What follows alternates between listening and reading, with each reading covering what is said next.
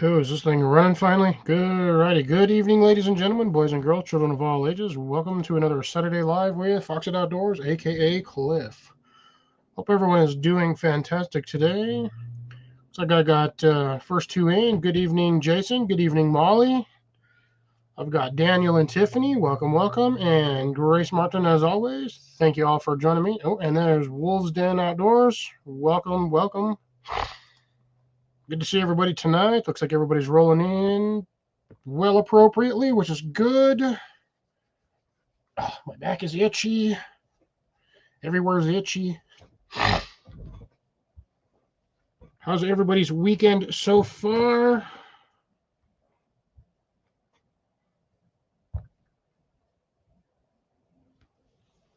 Hope everyone is doing well. Yeah, I'm really irritated with YouTube doing that stupid @original channel name crap. I wish I would get rid of it. It's irritating. It's extremely irritating.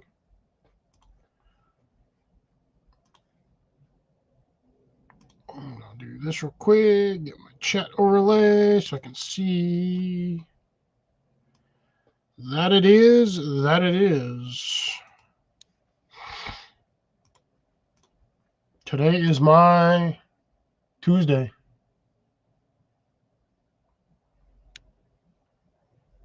Yeah.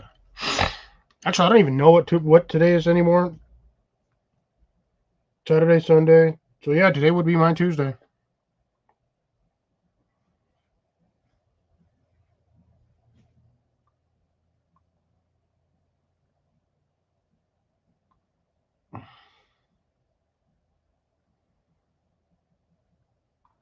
No worries there, Daniel. As long as you pop in every once in a while just to say hi, so we know that you're still kicking it with us.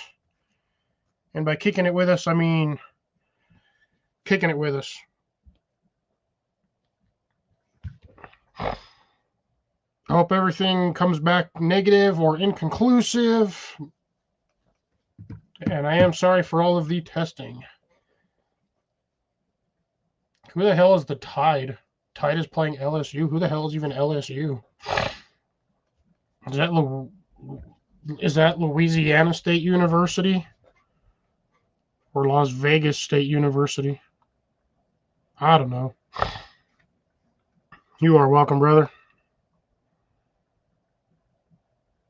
Hey, look. Ooh, Blake, it actually popped up for once. Right back at you, brother.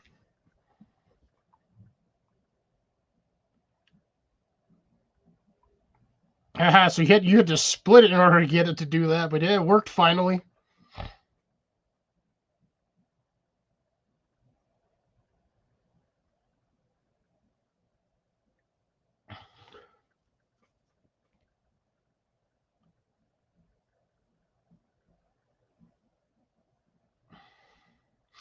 Well, alrighty then. I'm assuming that's basketball. I'm guessing because I don't pay attention to either basketball or football. Can't stand either sport, to be honest.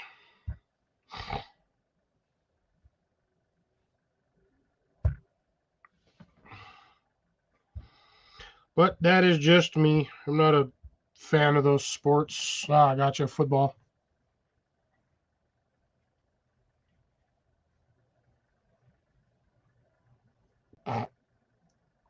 Jason, those should be turtles, not dodo birds. It's over there. Dodo birding. Dodo birding Jason. Over there, dodo birding Blake. Oh, by the way, I got some really good news for y'all. Super good news. I did it while I was out. Did it earlier while I was outside. These are kind of thin, in my opinion, for the stems themselves. I'm assuming once the plants are slightly more established, they'll produce larger ones. But for those who may be interested, I picked up some stuff today. Don't mind the jar. I don't know if y'all caught that little bit of red, that glimpse of red inside. Clean my lid so y'all can see. A couple of them stayed in there. My little shits, get out. Man, those are hard to get out. Still kind of wet, too. Get.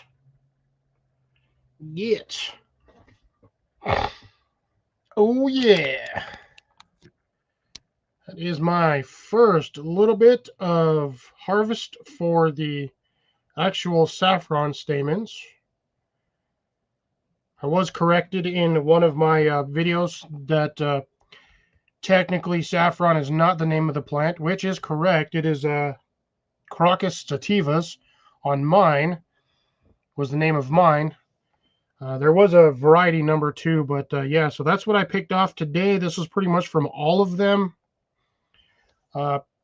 I don't even think that's a gram. Might be a half a gram. But I probably could sell this for like $200. Could, probably. Not going to right now because I don't really have anybody to sell it to. But yes, I do have it harvested, and it's just going to sit in this jar and dry out. Like, I have no idea what to do with this at this point in time. I just know that I have it. And I'm super happy that I got it. And that was from... The thing is, the plants are weird. They're not popping up, like, all at once. They're consistently popping up. So it'll be like one or two... At this moment in time, I don't want to eat rice. I'm still eating off of that stupid emergency pouch. I've eaten like 4 times off of that thing, and I'm still like have a ton of rice. Like I'm like literally sick and tired of eating rice at the moment. I'd have to make curry rice if I was gonna do it, but it'd have to be like normal rice, not the vegetable soup rice dinner thingy. And then also on top of that, I already added chicken. It's creamy rice, vegetable, and chicken is what that package was. And also got this in the mail today too, which is kind of a bonus, so I wasn't expecting that. All right, catch you on the flip, Wolves. Thanks for stopping in. And I can kind of guess what this one is. This one is going to be a card.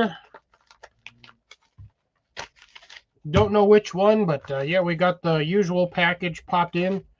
Oddly enough, in a brown package or in a manila package today. Normally I get them in the black ones. They usually come with the black foamy ones, but I guess today they either ran out or they had a short order of this one because... Actually, no, this is almost right. Actually, this is earlier than normal. Used to get these on the 5th. Yes, it is. It's a odd scenario. I'm going to just do this for now. And when I get more people in here, I will pop that up. Hey, Cecilia, how's it going? Good to see you. You just missed the fun stuff. So if you go back about 2-3 minutes and rewatch real quick, you will get to see what I just showcased on the channel, which I'm super happy about. Don't really know what to do with it, but hopefully next year when I get all of my flowers popping up, which, by the way, these things have already multiplied. They're already splitting. And I've had these plants less than 6 weeks. And I spaced them out pretty far. I gave them about 6 inches in between each corm or each crocus. And they are, I've noticed more of them popping up around the main ones. So they are, I do have a lot of them that popped up the stems first, or leaves, as Drops was calling it.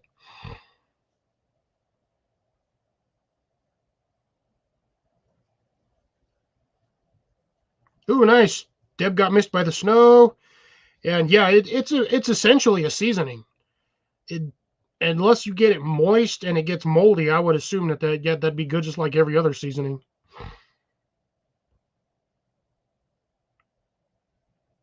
Deb, you trying to tell me I should sell you my saffron? I'd have to ship it in like little bags like this.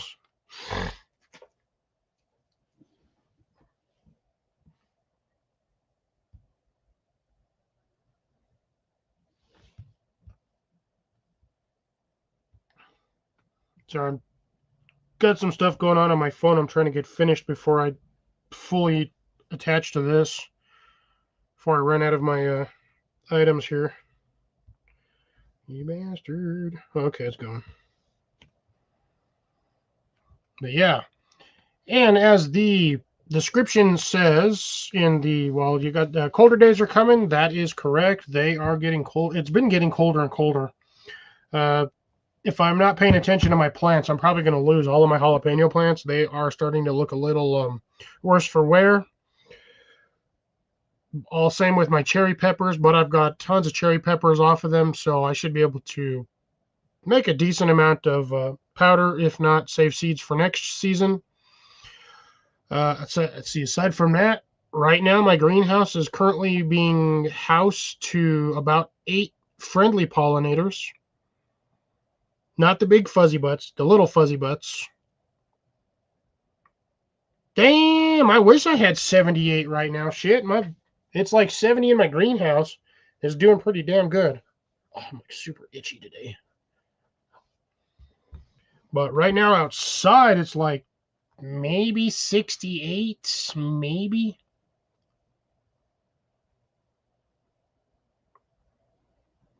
Well, the problem is I would have to verify, it would need to be verified that it actually came off of a crocus, crocus sativas, but yeah, I don't even know what I would market that as. I would have to get a scale that weighs by the gram. I'd have to see how much that weighs and then have to price it appropriately. And I'd only get one sale out of it, if that.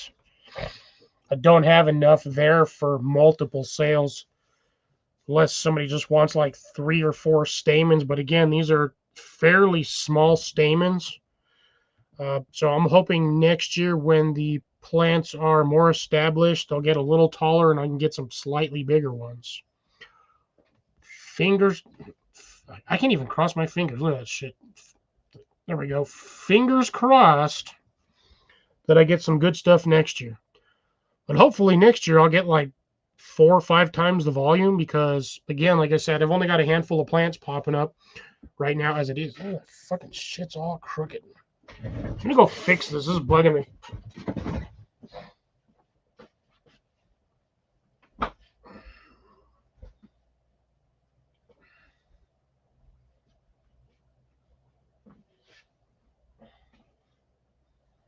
I always get one jackass or wanker in the comment section giving me shit about my bed. It's like, my bed is my bed. I don't feel like buying a new one because this one hasn't died yet. This will outlast almost everything they make nowadays. Because that is a solid oak bed. Bed frame and everything.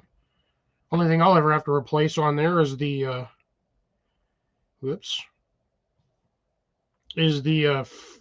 probably the plywood freaking base under the mattress.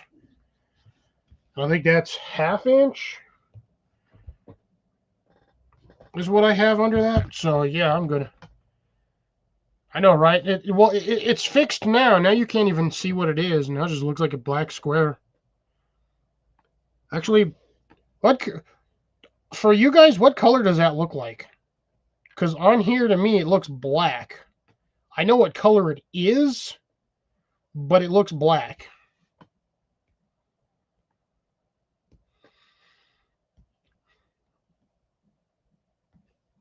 So I guess that means I'm going to have to buy a scale now. Black for Jason. Yeah, I did. Well, I'm telling you, man, it's brown. It is dark brown. Like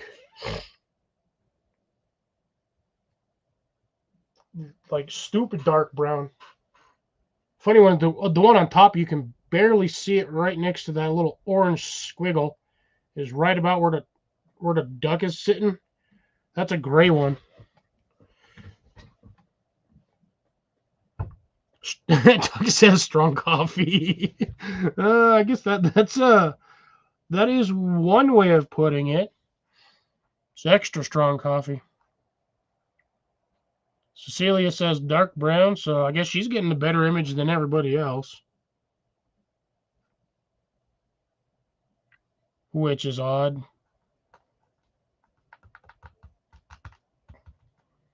Yeah, looks brown to me. I mean, looks black to me. Sorry. Poop. That would be some really dark poop there, Jason. Like, really dark.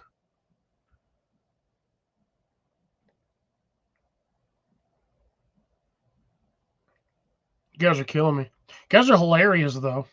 Absolutely hilarious.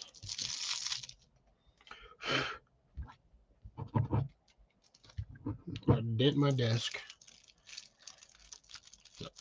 Aside from all that hilarious and shenanigans, let's see what do I got today. The greenhouse is doing fantastic. My plants are still going. My citrus plants are putting out new flowers.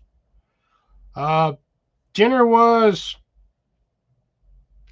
a roll of sweet tarts and some water. No, I'm actually just kidding. I had some pozole before I came home from work.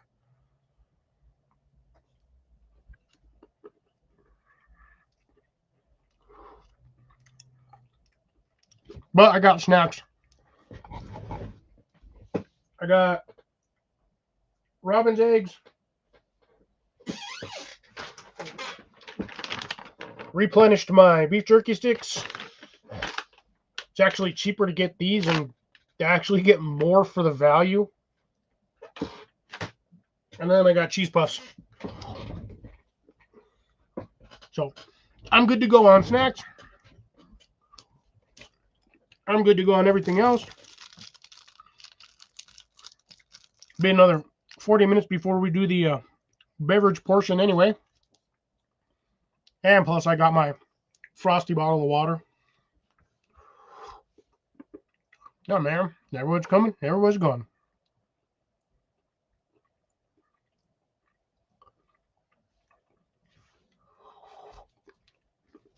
So, yeah. Even my pepper plants in the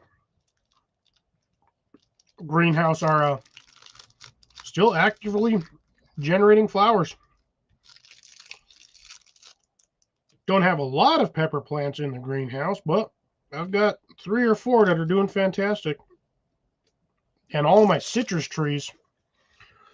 Lemon tree's doing well. Lime's doing fantastic. The other 2 are doing... The key lime's doing, like, really good. I have the other orange tree is doing phenomenal.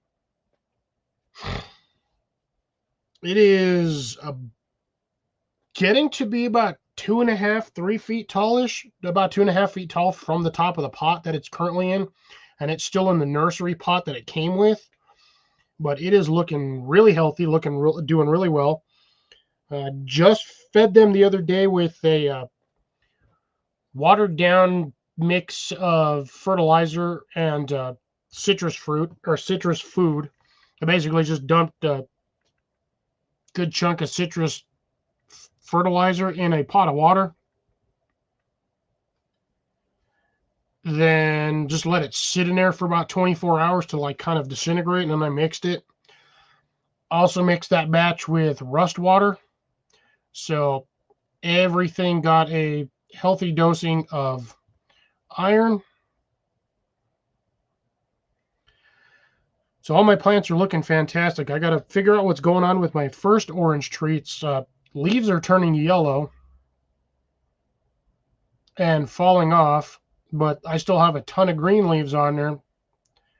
So, and that's inside now. I think the cold kind of did its number on it. So I don't know. I'll have to work on figuring out what happened to that. But it got fertilizer as well. So hopefully I'll just let it dry out a bit. I think perhaps the leaves falling off because it got too much water.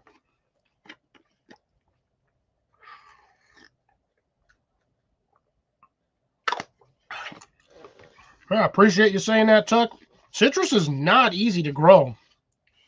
unless you live in like a tropical climate, like Florida, depending on where you're at in Florida, perfect weather conditions for growing citrus. Like absolutely perfect. Where I'm at down here, zone 7A, it can be done. It's just a bit of a challenge. Because even 7A, where I'm at in the desert, gets really cold at night.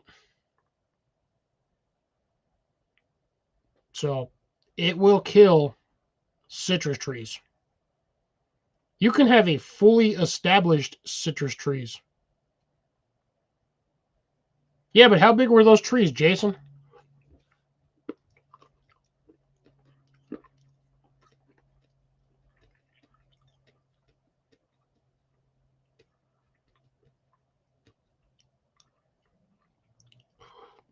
Because I know citrus trees do not like getting their, like, having the weather drop below 35.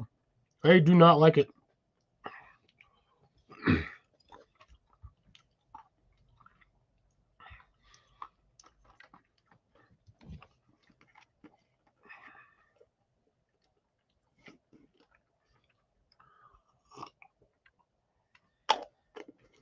That might be big enough.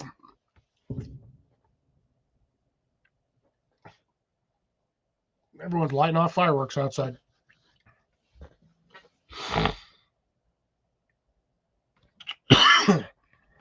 15 to 20 feet. Nah, might be a big enough tree to survive a frost as far as.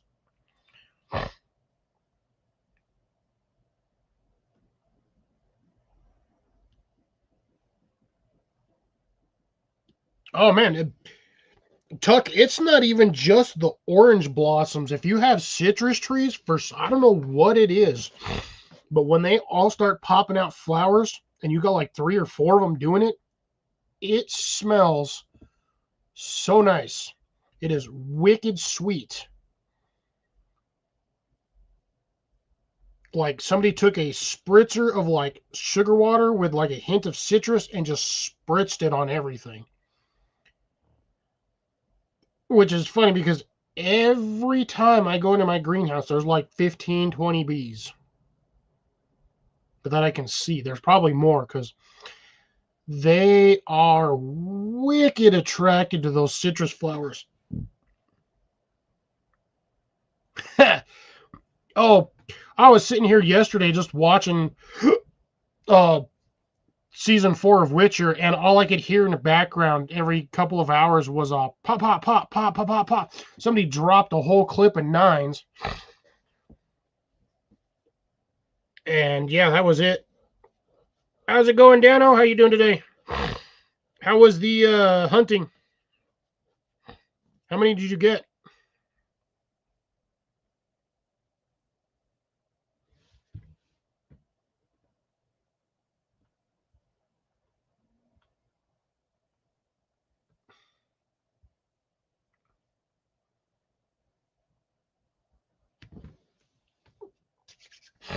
Back up to 9. Woohoo! Look at me go.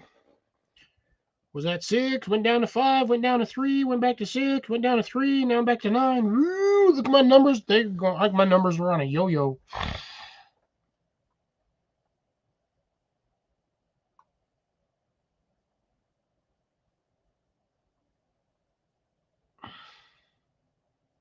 How was it awesome and depressing?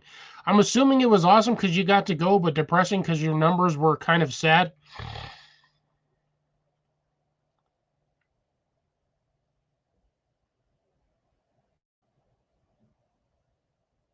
What did they cut down all? Tuck, did they cut down all the citrus trees in that area, or what? Like, what happened?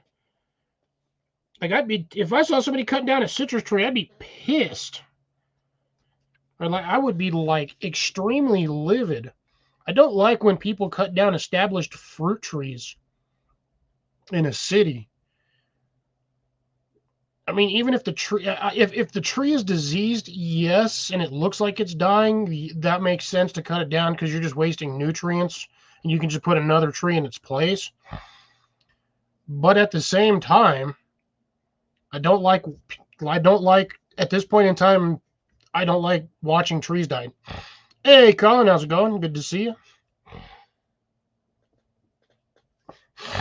Like, I wish I could get a large enough property that I could just line the perimeter of my area, like the perimeter of my yard, with fruit and citrus trees.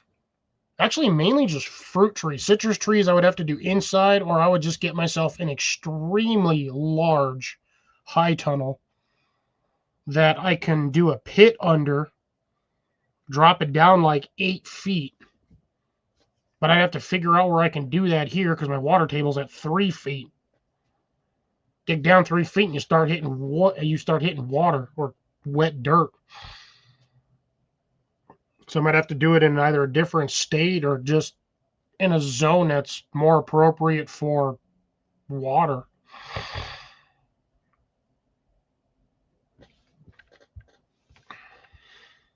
How many more times do I gotta do this? 2 more times. My buff still going? Probably not. God. So many times I gotta use this just to freaking do this.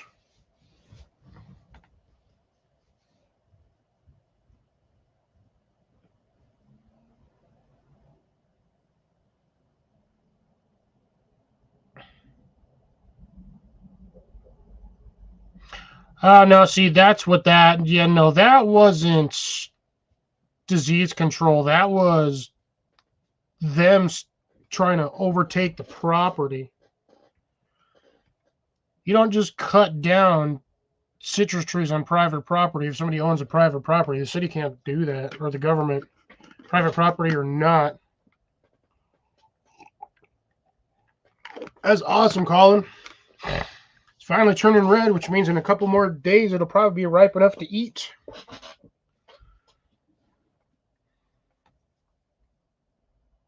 Yeah, I can tell you now. If I had property, guarantee it would be private property because I'd be having a fence around that. If the government set foot and started cutting down trees, there's going to be a lot of grave sites on my property,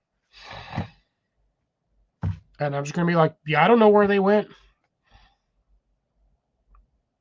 Oh yeah, I bet they did. Yeah, that they messed up is what they did. They shouldn't have done that.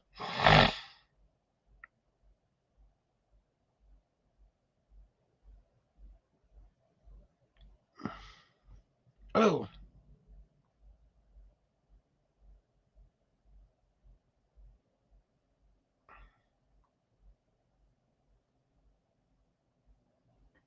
Ooh, that sucks. Yeah, Dano, that really sucks. Yeah, now you got something to look forward for. Hey, Howie, brother, how's it going? Good to see you. All right, so we got a couple more people in here, so I guess I will do a recap on this. Hopefully they all fell out this time. Yeah, it looks like I got a clearing. So for those of you who aren't interested, or even if you are interested, went outside before the live, and I pulled off all of the saffron stamens. And that is what I'm left with. So just a little bit, probably not even a gram, or if that, like half a gram. But yeah, I got me some glorious saffron. Just going to let this dry out and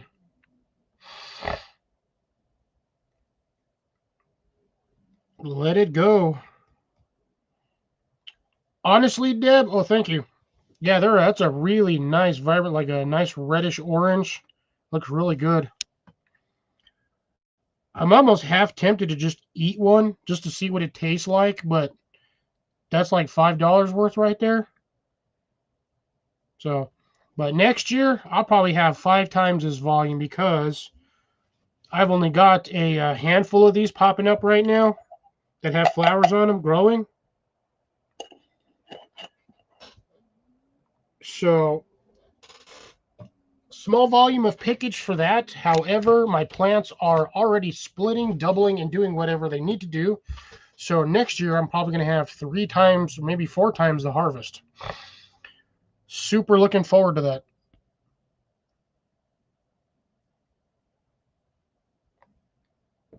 Just going through the comments, done picking all the kiwis. Nice. What'd you get for volume of kiwis there, Howie? And yeah, I don't know what to do with the saffron. I just decided to get it because I'm hoping I can get some money off of it next time. I don't know. We'll see. Eyes are darting back and forth. See what I can get from it. Hopefully try to find a market for selling that stuff next season.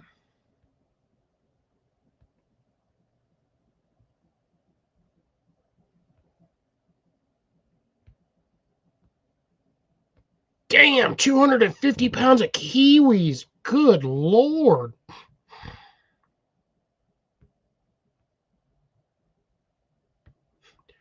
Again, Dano, that really sucks.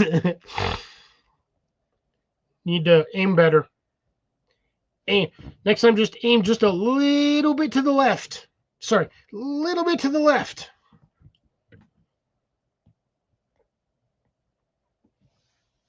And you'll get it. Man, still 250 pounds of kiwis. God, that's a lot of kiwis.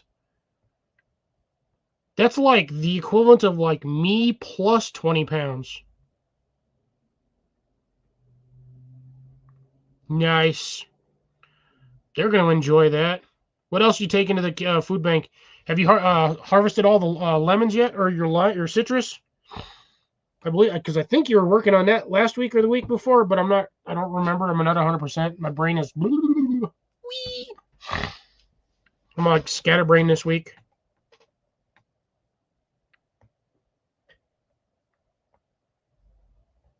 Yeah, that's a lot of kiwis. Man, I wish I could harvest 250 pounds worth of citrus. I could make so much money. Because even freaking lemons and limes are getting expensive down here. I blame both Florida and California. Stupid turds.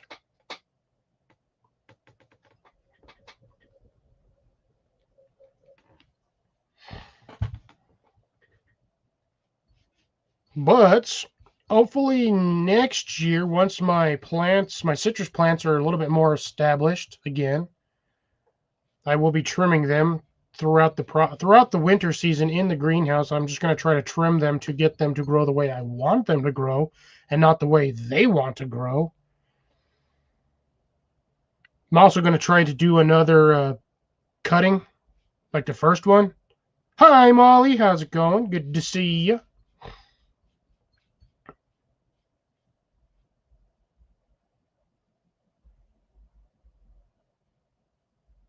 Ooh, fall grapes that grow tree to tree. So wait. So you got grapevines that are growing basically in the trees and not like on a standard fence line?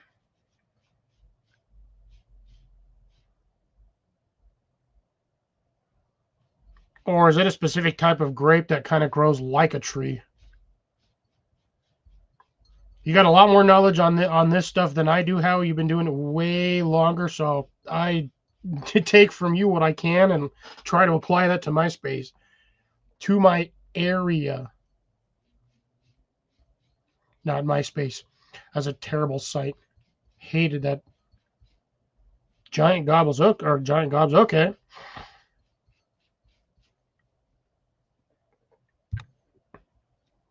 Those must be fairly easy to grow over there then. Has an empty cup. I also have this, which we'll get to once we get to the second portion of the live tonight. But yeah, so again, even the cutting that I had for the citrus that I cut off that had the Y split on there, that thing has grown like 4 inches.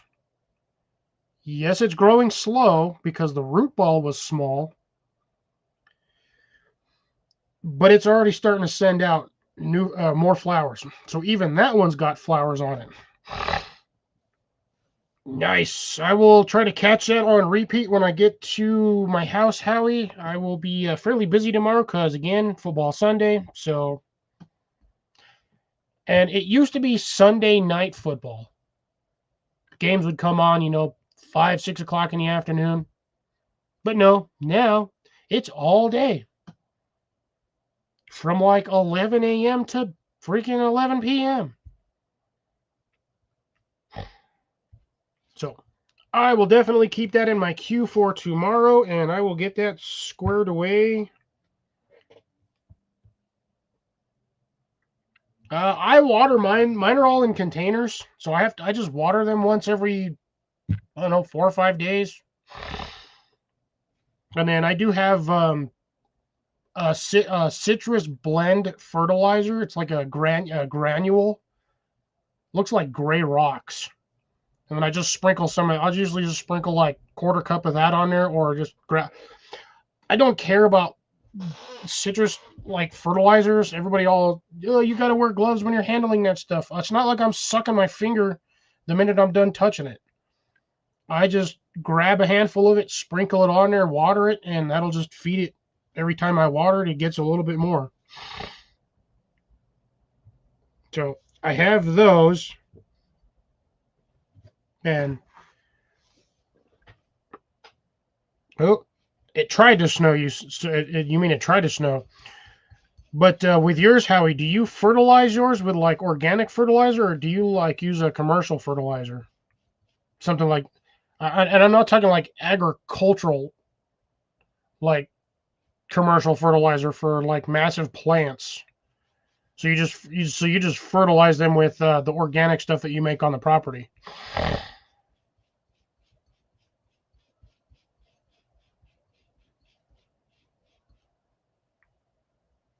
Okay, so you use a mix.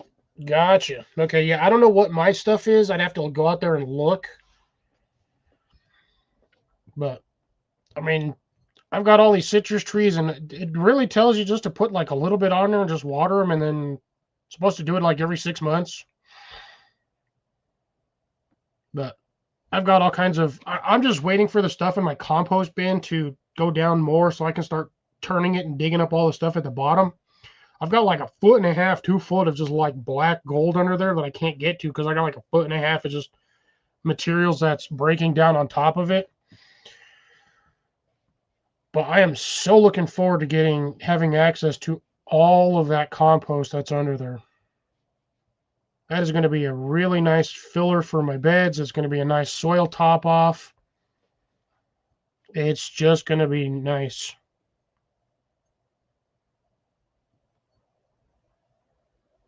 Nice. That's awesome, Dano. That is awesome.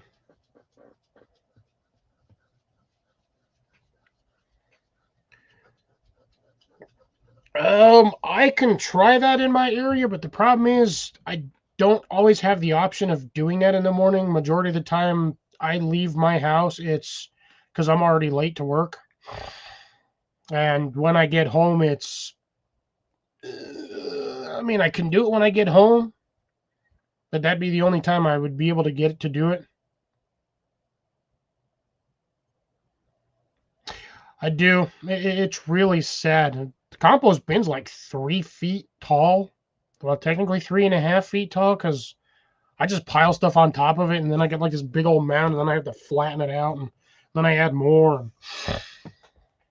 Trying to get a mix of browns and greens so I can get it to like hot compost, but it won't do that because my state is. I can't get hot compost to work over here. I don't know what it is. I might have to throw some saltpeter in there or something just to get it to go. Uh, that right there is where I have a huge problem, sir. I have nothing on a timer system, especially for my citrus. My citruses are all in in their own containers, so I can move them around variously where I need to. So I would have to manually spritz them. I don't have anything on for the front half of my property. I have nothing on a sprinkler system. All right, be well, Howie. Thanks for chatting with me. Appreciate it, brother. Catch you later. You have a good one, my friend. Stay warm, stay healthy, and have fun gardening this winter. Woohoo! All right, I can finally put my guys to rest. Stare at my damn phone anymore. Oop, somebody sent me a message. Who is Sending me messages.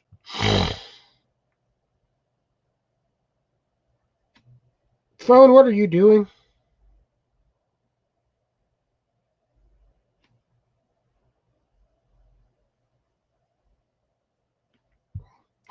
Now I gotta see what. Oh,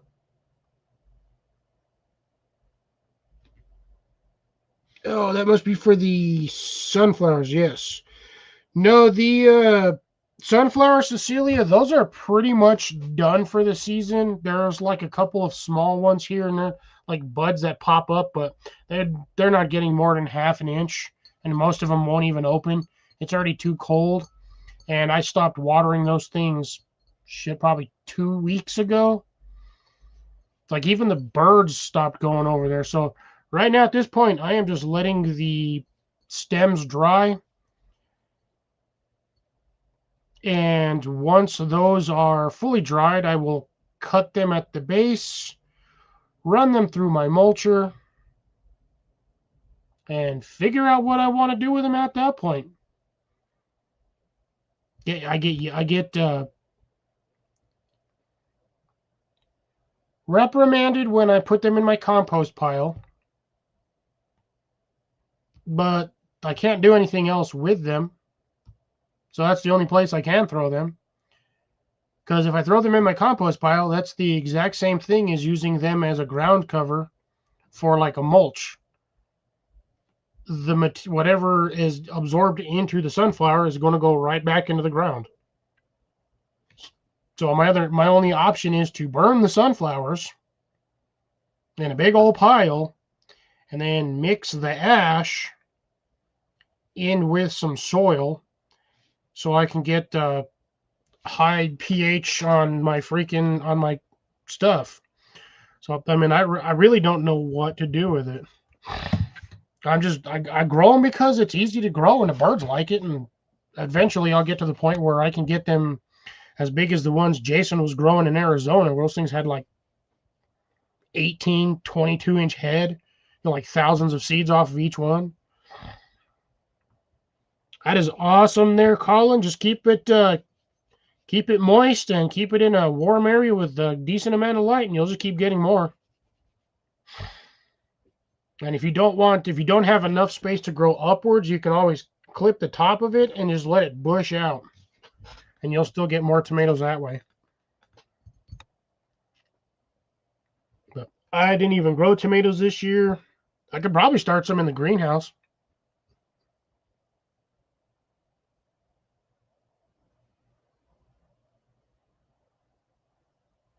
I don't have a sanitation department, or well, when you say sanitation, to me that's like janitors in like a school building or an office building. Or no, sorry, I stand corrected. Sanitation to me is like people who come to deep clean food food production plants. It's like we had a sanitation crew at the bakery when I worked there, and they would come in on the down days and they would wash everything. There'd be like 15, 20 people. But they would also do it on a daily basis. So like every time we shut down for shift, they'd go and clean something. So I'm going to make the presumption that you mean like trash people, like the trash collection. I could just throw that into the trash can, but they're just going to do the same damn thing I'm going to end up doing. They're going to stick it all, they're going to separate it. Anything that's organic is most likely just going to get shipped to landfill or to a company that makes mulch. So again, the whatever toxins or iron or heavy metals that the sunflowers pull out of the ground is just going to go right back into the ground, or in a case into a bag of fertilizer somewhere. So I think I'm probably just going to use them for fire. I got a bunch of fire barrels. I could just, again, I'll just mulch them and I can just light them on fire. They'll probably burn all that stuff that I have pounds of this stuff. Like the ones that I had on the compost bin, like 2 weeks ago, I chopped those all up. They filled up like a half a container. Problem is right now, both of my fire pits are full. So in order for me to do anything with it, I'd have to take my fire pit up front, throw it on some bricks, light it on fire, and watch it burn for like 5 hours.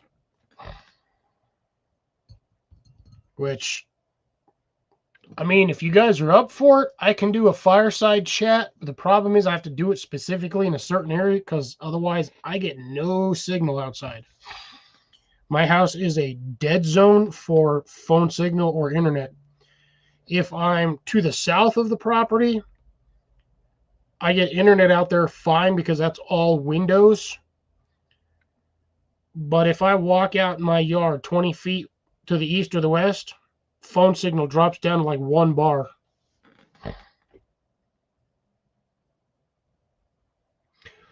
Okay, so every once in a while they'll do the bulk yard waste, but they only do it during certain times. So after Christmas and after the 1st, so they'll do it on like the January 5th to the 7th. They'll come through and they'll do, like, they'll be out there with a dump truck. And what they do, or a trash truck, and they'll pick up all, and this is not the standard top load trash truck. This is one of those backfill trash trucks. And they'll come by and they'll pick up all like your old Christmas trees. And they'll throw them in there, crush them all up. And they'll only do organic waste on that. So they only pick up the trees. And then they do large bulk pickup, but you have to actually drop off your furniture at a certain site for the city to pick it up. You used to be able to just throw it out on the curb. Well, I don't technically have a curb, but outside the front of your property, and they would come and pick it up and dispose of it that way. But they stopped doing that back in the 90s. They'll do the trees, but you have to like have them out there on a certain day, because if you don't and you miss it, that's it. You're stuck dealing with that tree yourself. So it is a bit of a hassle sometimes, but it is what it is. See, I live in a fairly small city, which is funny coming from me because it's actually a fairly large city in my opinion, but whatever. It's just how everybody does stuff here. So I get a few days a year where you can pick up large items like that. Most of the time, we just drop everything. Everyone, like almost everybody down here knows somebody or has like a neighbor or owns a trailer. So we'll just go around and be like, need something dropped off, going to the dump.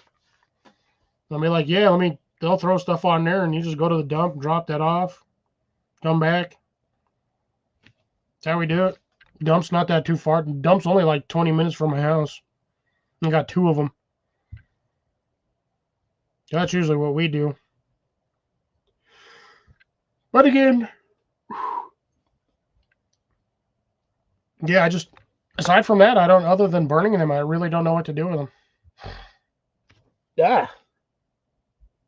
Because Drop's got, we'll say a little boisterous, or no, not boisterous, I'll say vocal. We'll go with vocal. He was very vocal about me using my sunflowers in the compost bin. I don't know why.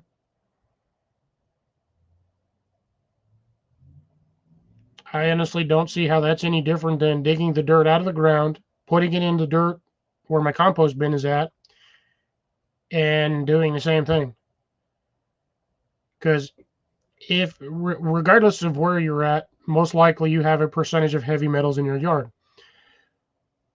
The thing is, when you're mixing soil for gardens, it always tells you to mix an appropriate amount of native soil in with your mix.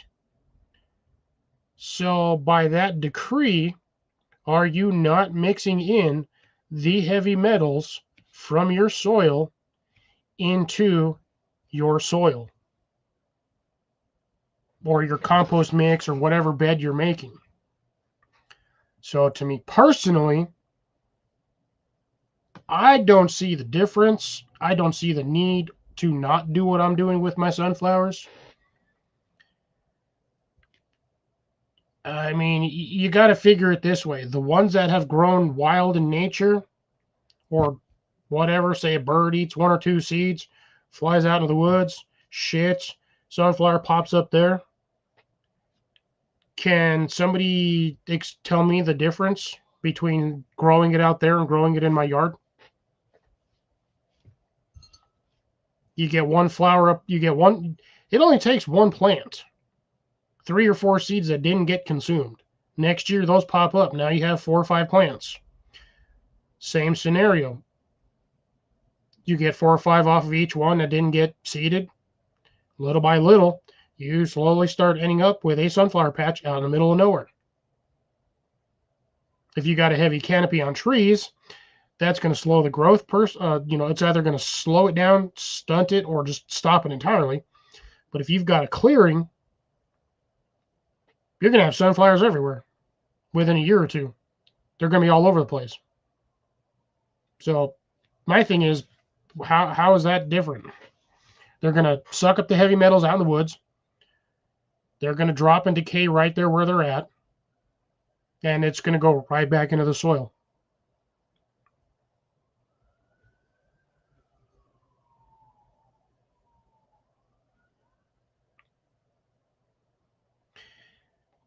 Yeah, you need to, for yours, Dano, I'm going to tell you the easiest way to do it. And I know I'm going to get yelled at for this because technically what I am telling you to do makes clay bricks.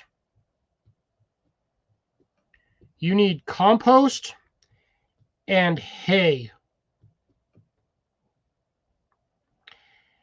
And I know what I'm about to hear in the chat. Hay plus clay and water equals freaking bricks.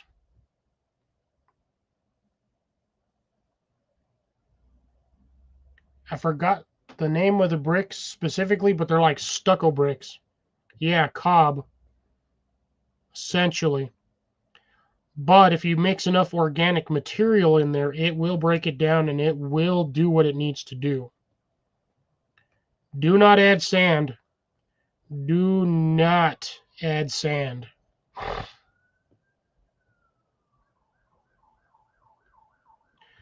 I'm trying to remember the name of the brick because they're not cob bricks specifically. Down here they have a different name.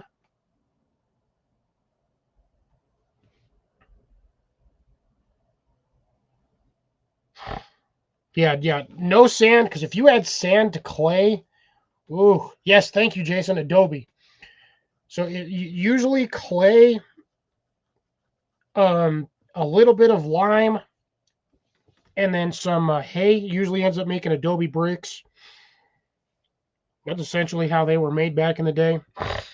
Same way the natives do it. Big old pile of clay, mud, and a little bit of lime or lye. I think it's lime. And then shit ton of hay, organic material. You can use straw, does the same thing. But yeah, you just make Adobe bricks and that's how you do it. But yeah, heavy compost. A lot of hay, because the hay will break down really fast once it's wet. As long as it's in contact with moisture, that stuff breaks down mad fast. And the worms, once it's wet, they will eat the hell out of it. And you just till that.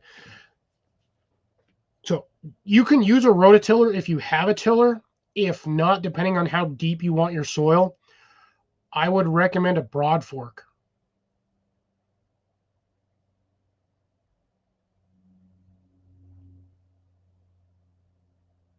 Yeah, there you go too. You can plant a cover crop as well.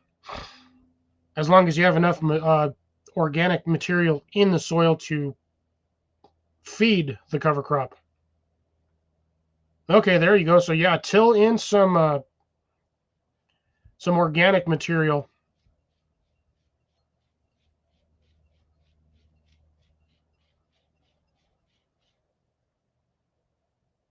Yeah, Grace, you can get the soil testing kits.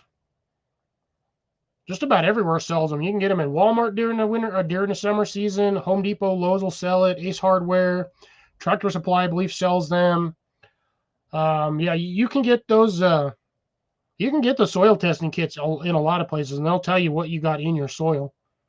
You can also, if you really, really need to, and you don't want to spend your time doing it, there's a lot of colleges that sometimes you can send like a little thing to them of soil samples, and they'll get they'll send that to a lab or whatnot, and they can go from there and they'll do it. Yeah, see right there, exactly. Damn it, it's right. Me and Jason had the exact same thought.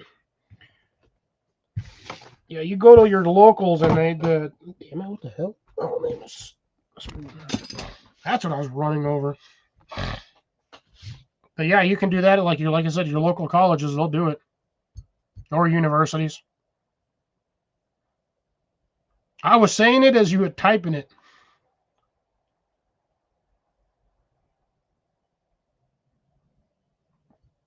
Well, like I said, for me, I live in a desert area. Majority of my heavy metals down here was pushed up due to volcanic activity.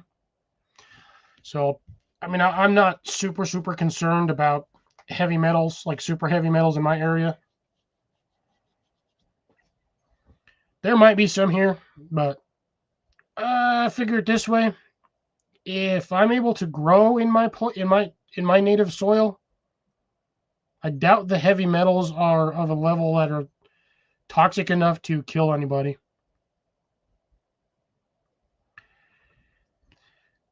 Yeah, but if I'm not mistaken, Jason, the mason jar test doesn't really give you the levels of metals, or you're like, ooh, I'm gonna smack you with a rotten jalapeno. Call me Fox Boy. Kill me. How you doing, Brother Spicy? How's the week treating you, or weekend treating you? Yeah, I was gonna say it's designed to show you what's in your soil, mainly just so you can use a soil pH testing kit.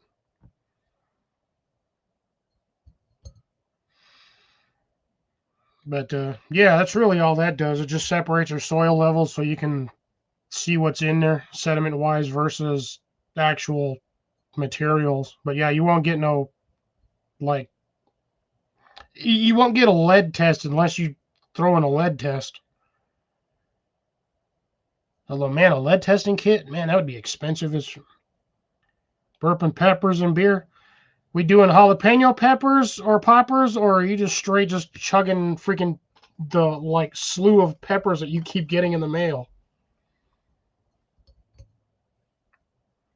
Because I know you got to have a stockpile of peppers. I do not eat dirt. I haven't eaten dirt since I was a kid, and I don't plan on eating dirt anytime soon. Because to me, dirt's going to taste like sand. Ooh, cracking pepper. Man. You're going to wash it down with one of those peanut butter bars? Or, what was that? That giant ass peanut butter cup? I still want to get me one of those, man. That thing looks so damn good. Oh. Yeah, I'm gonna have to force myself to start eating the hotter stuff because my tolerance is downhill has gone down way big. Got to do Yumi, Blake, and we'll see if we can get OG San and Marcedel to do it too. Yep, be getting those here in a minute. Yeah, that peanut butter, I'm telling you, man, that peanut butter cup looked wicked tasty.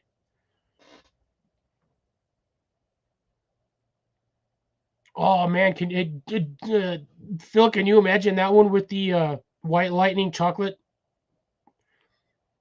Because the white lightning was the like white chocolate, if I'm not mistaken, right? Oh, I bet that candy bar would, or that peanut butter cup would have been so fantastic. I'm gonna be right back real quick. I'm gonna get some spiced beverages. Yes, I wish I would have done the 2.0 version with you guys, but I missed my window.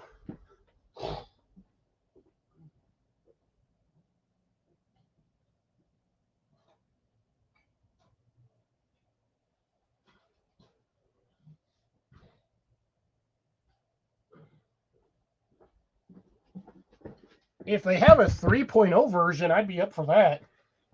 I'd 100% be down for a 3.0 version. Just got to make it on a night where I don't have to work the next day, because I don't think I can do one of those and make it to work, especially on like a Saturday night. Because, man, let me tell you, I still have the package too from that. Still sitting up here it's still sitting up here. I can see it from here. I kept that package as a, oh man, sad when you run out of beverages. It's a good thing I got another beverage bottle. But yeah, definitely, I'd be up for another challenge. I bet we can get Blake in on it too. Because, God, that was what, you, me, Blake. I think Marcedel was trying it. I know Oji-san did it. Who else was in there? So I know there was like 6 or 8 of us that did it. Yeah, that was one of these so far. I still got to do the other one.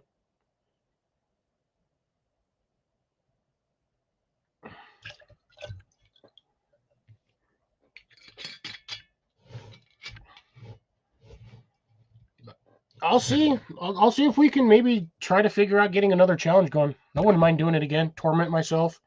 See if I can make it.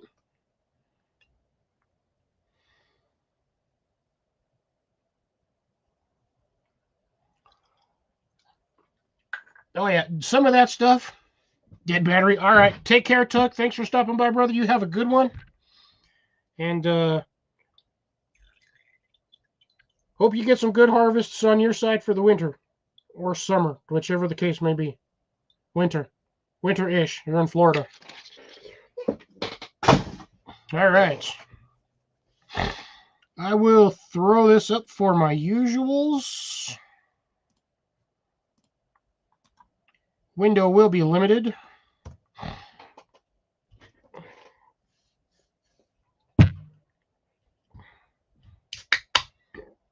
We are a few minutes past the regular time, so we'll just get the standard pour in.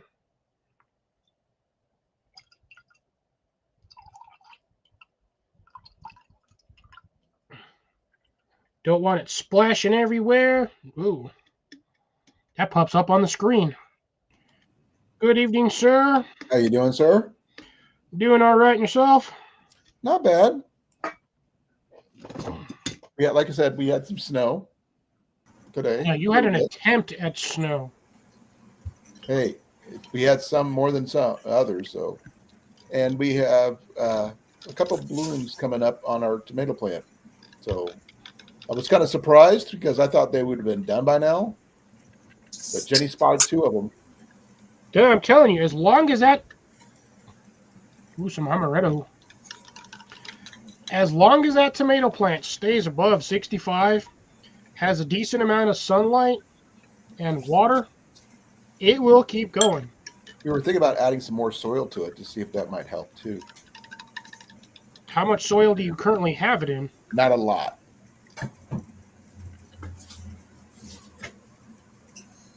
Well, you got soil outside in the jar, or out in the box. Go grab some from out there before it's frozen. I'm just going to get some potting soil. Well, you got soil outside. Yeah, but I don't know what's in that soil because there's a lot of stuff in that ground that I don't trust. Well, look at it this way: if that soil was if it degraded the container that's holding it, it's probably some good stuff I don't know. or decent stuff. Right. I am gonna walk with you for a second here. I'm not walking anywhere. I'm sitting for the night because No. my ass is tired. I don't want to work. I'm tired of working. We moved it from the windowsill to the kitchen counter. Where's our red one at? We got a little stringy in there. Well, the red one is over here. He's got it in one of those. I have almost that same style of planter. That looks like a mixer. It's just a hanging planter. That's all it is. There's the tomato. Let's No, see no, the tomato there's there, three and of one on them. the bottom. There We ain't got no flipping this one. tomatoes. We got another one in the back over here, and another the one that's actually got the red one on it is in the back. There goes my mouse. Oh, Mac will get it. Hope you didn't drop a knife because then you get unexpected company. Nope, I just dropped my mouse. Well, Watch, I'm gonna have to go down. Mac will get it.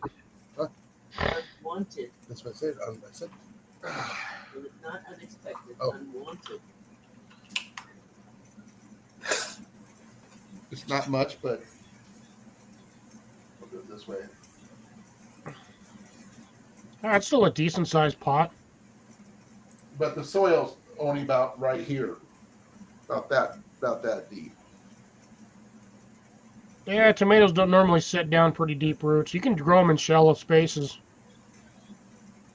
roughly 6 to 8 inches minimum. Kind of wrapped around my. Right, Drops? Tomatoes don't really set down massive roots. They'll set down a lot of roots. But I think that's pretty good. Yeah, a little cherry tomato. Well, they weren't meant to be cherry tomatoes.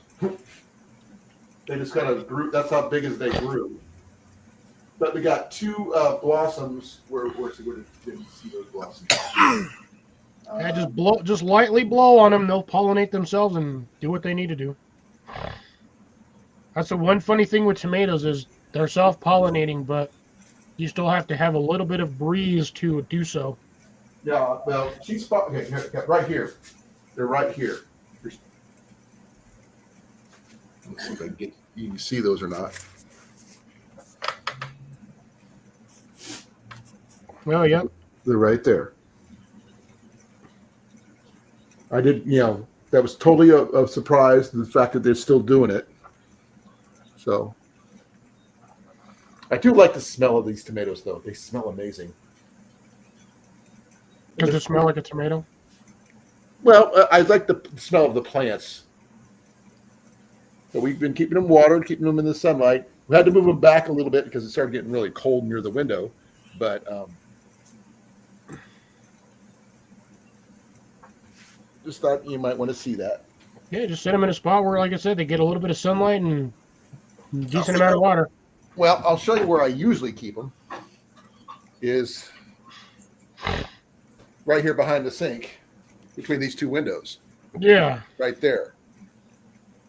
And just the fact is, one of the tomatoes was literally sitting on the windowsill, and it was getting really cold. I didn't want to kill it, so I moved it back over there temporarily. But Yeah, I was just saying, move it during the daytime, leave it in the window, and at nighttime, pull it away from the window. Okay. I think it's doing pretty good to that fact that it's still alive. It hasn't died yet. Again, like I said, as long as they stay above like 65, they're fine. Yeah. Well, I'm just happy that it's still going, and the fact that we're getting more. That's why we were thinking about, since we're probably going to get ready to harvest that one little one. And We got to start and learn somewhere. By the way, Jason, cheers. Cheers. no, I got coffee. That counts. Ooh, Molly's got one too. Yeah, I got coffee. There's no That looks like chocolate milk to me. Yeah, there's coffee in there. Yeah, bet there is. I am gonna switch lights here because my lights are. on the side. Yeah, Run, Colin. I didn't say it was all coffee.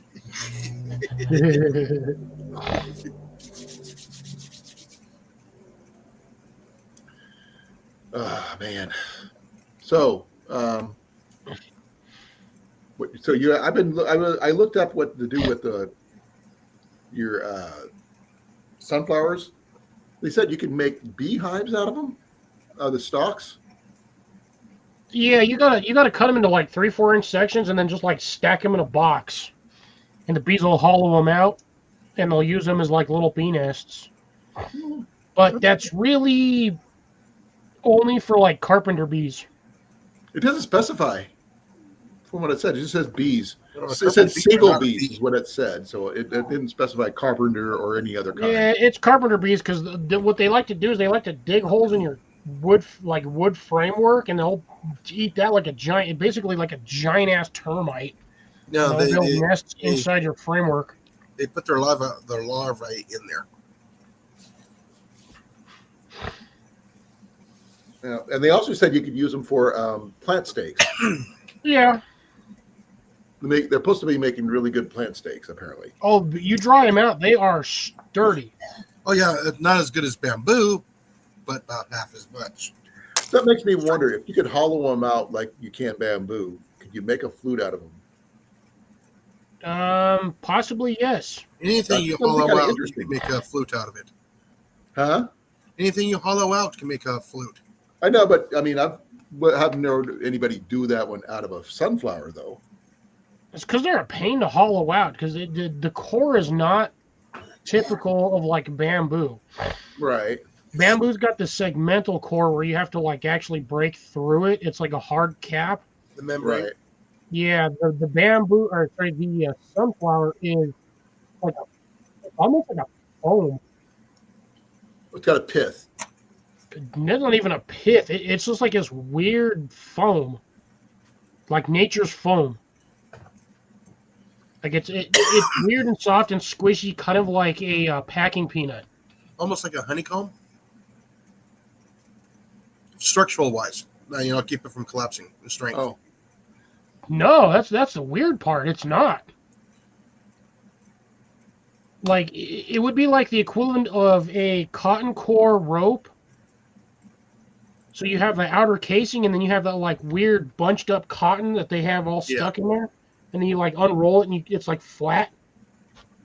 It's like that, but like I said, it's really like a packing peanut. Like the texture on the inside, like when you scrape it out, it looks like a packing peanut. styrofoam. It's like really styrofoam weird. almost. Yeah. Like, Did the chat go dead or something? no, there's still 6 people in here. No, there's no one talking. Oh, listening. They're all listening. Oh, I'll tell you about the other stuff that Ian acquired some new stuff recently. Yeah, speaking of which, I might as well do this now while I'm at it before I forget. Yep. Because Grimworks. Make yourself big. Big, Big. Signify. bigger. yeah, that's as big as I'm going. So yeah, so like I'm actually half tempted to eat this. By the way, What is it? starch packing peanut. Is it actually made of organic material? It's a starch packing peanut. Arm and Hammer. It's starch. Oh my god, everybody wants me to be super big. All right, fine. There you go. But Get yeah, better, Cecilia. What can you you do can with those? tell because Besides- normal but- packing peanuts do not do this. They do not flatten themselves like that. See if it's fuzzy on your tongue. Or fizzy. Actually, fizzy? yeah, look. Yeah, fizzy. It melted. Yeah.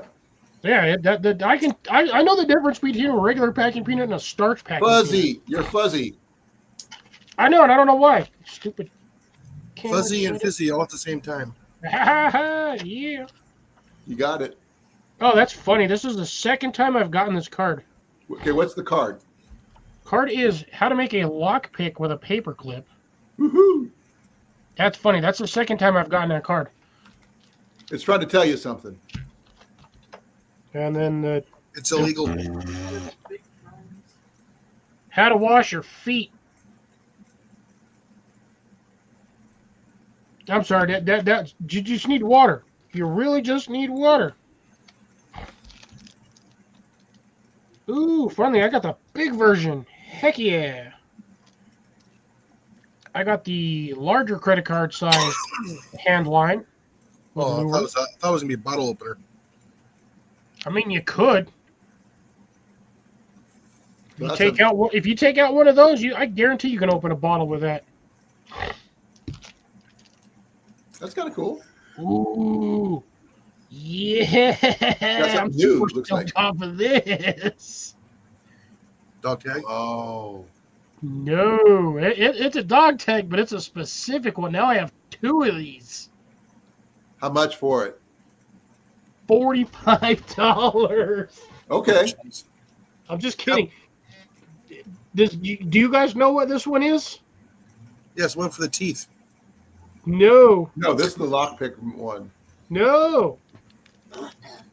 That is the dog tag right there. There is nothing on it other than that paper. Well, I've got dog tags already. I know, but this specific one, I now have 2 of these. Is that the magnesium one? No. Then explain. This is one of the best never seen ones the you first can get on gear. Okay, explain. Oh, it glows in the dark.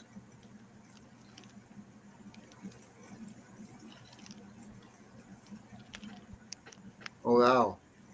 That is the glow tag. What's the glow tag for? To glow, Glow in the dark, Colin. I understand that, but why? So if you have it on gear and you drop your gear, you can find it. Okay, that makes sense now. I was waiting for an explanation is all. Yeah, reusable glow light. That's kind of cool. I like this one. That one's. If I get the card again, because like I said, that card's like $14. Oh, I'd be stoked. So we get 2 of those now. I now have 2 of these. The other one's hanging right. You can't see it, but it's like literally hanging just right off the edge of my dresser. Figured you'd have it tagged, your gear tagged with it. Oh, I have the other one right next to it. Like the big card one, I have the brother of this one right sitting next to it. Man, that handline is thick. Like that thing is mad thick. It's about the same thickness as a credit card. Well, that's good then. Yeah, that's a heavy duty one. It And might this, you take pay me $20 a a while month to for edge these? out the corners on this, but the fun thing about these is every one of these dang cards has a 90-degree spine on it. It will strike a ferro rod like you would not believe. So that's $20 a month, correct? Yeah, $20 a month. That's like normally $15, $18, and that's like $12. And they just send you stuff. Yeah, every month. Same place, once again. I will throw that out for everybody to see. That is the website again. Handcaster fishing card. Okay. The emergency signal dog. Yeah, so basically a handline fishing card. Okay. So you wrap your cordage around it. Yeah, so your cordage will go along this end, that where your fingers go, and then you unravel it and just kind of toss it, and it just kind of goes. Similar to like when you try to do use it. bottles. I'd like to see somebody use that to actually try to catch a fish.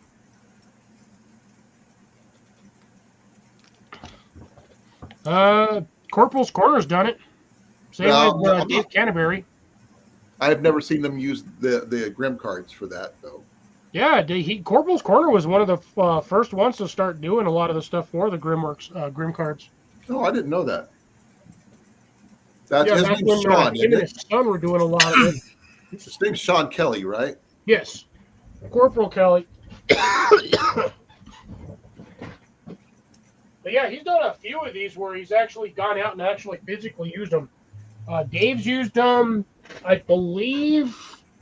I stopped watching his channel because he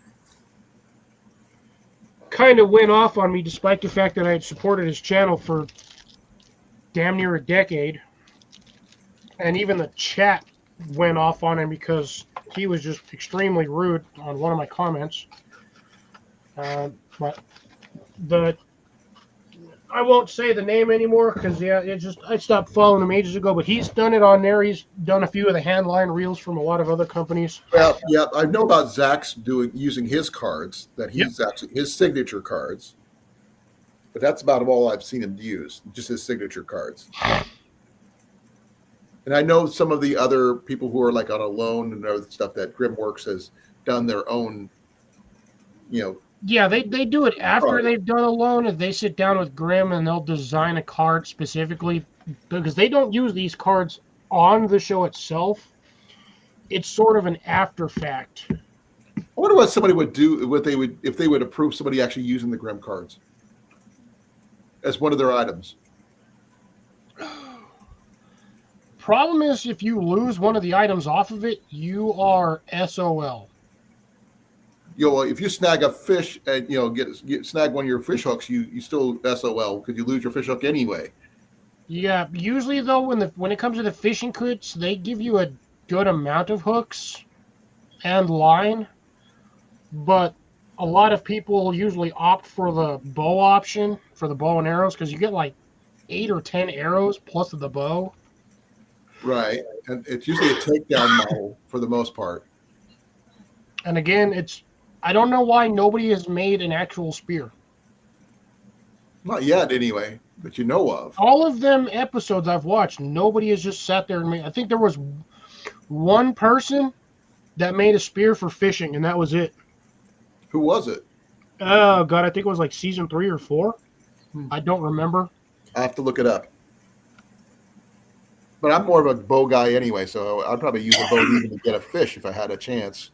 I also don't remember who it was, but I did see a YouTuber use the spear card for fishing.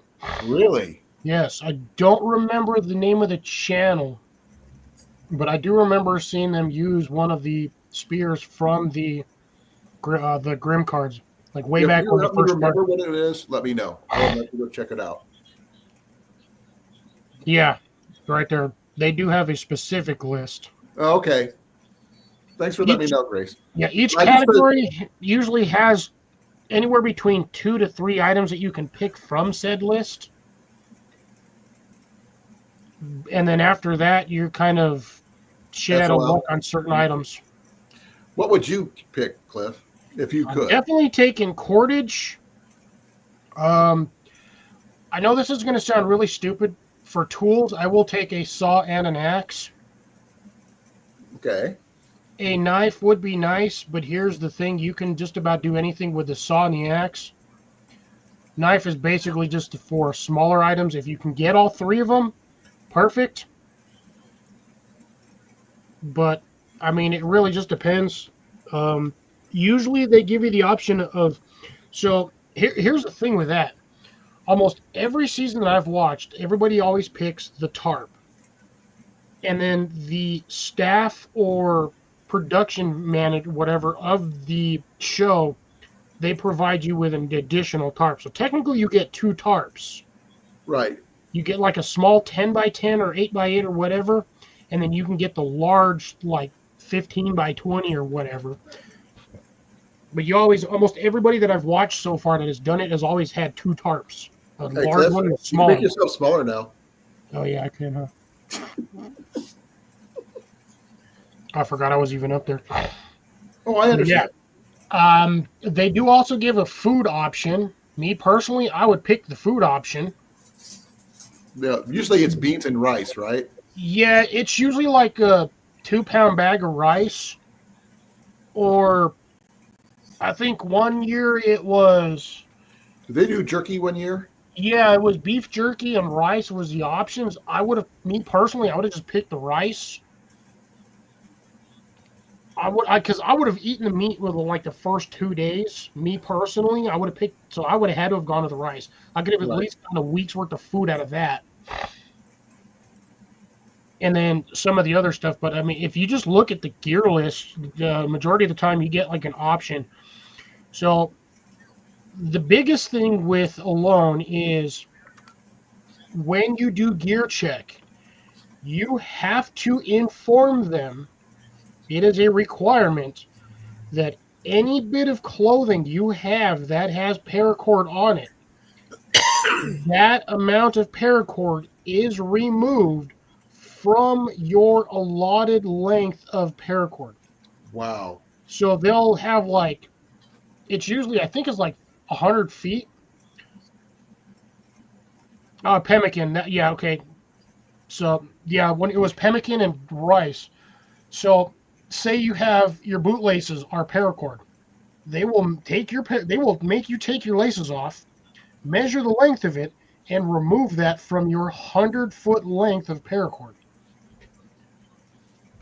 So to make sure Because no you are only survival shoelaces. allotted the 100-foot or so of paracord. So no survival shoelaces, huh? They will not allow them. If you have the scraper on there, they might let that pass as long as you don't have the ferro rod ends on the laces. Right. But and the only reason why is because they figure, well, if you're going to do it with that, then you're obviously going to use your laces for survival in the long run or in the first place. They always choose ferro rod, which I always wondered.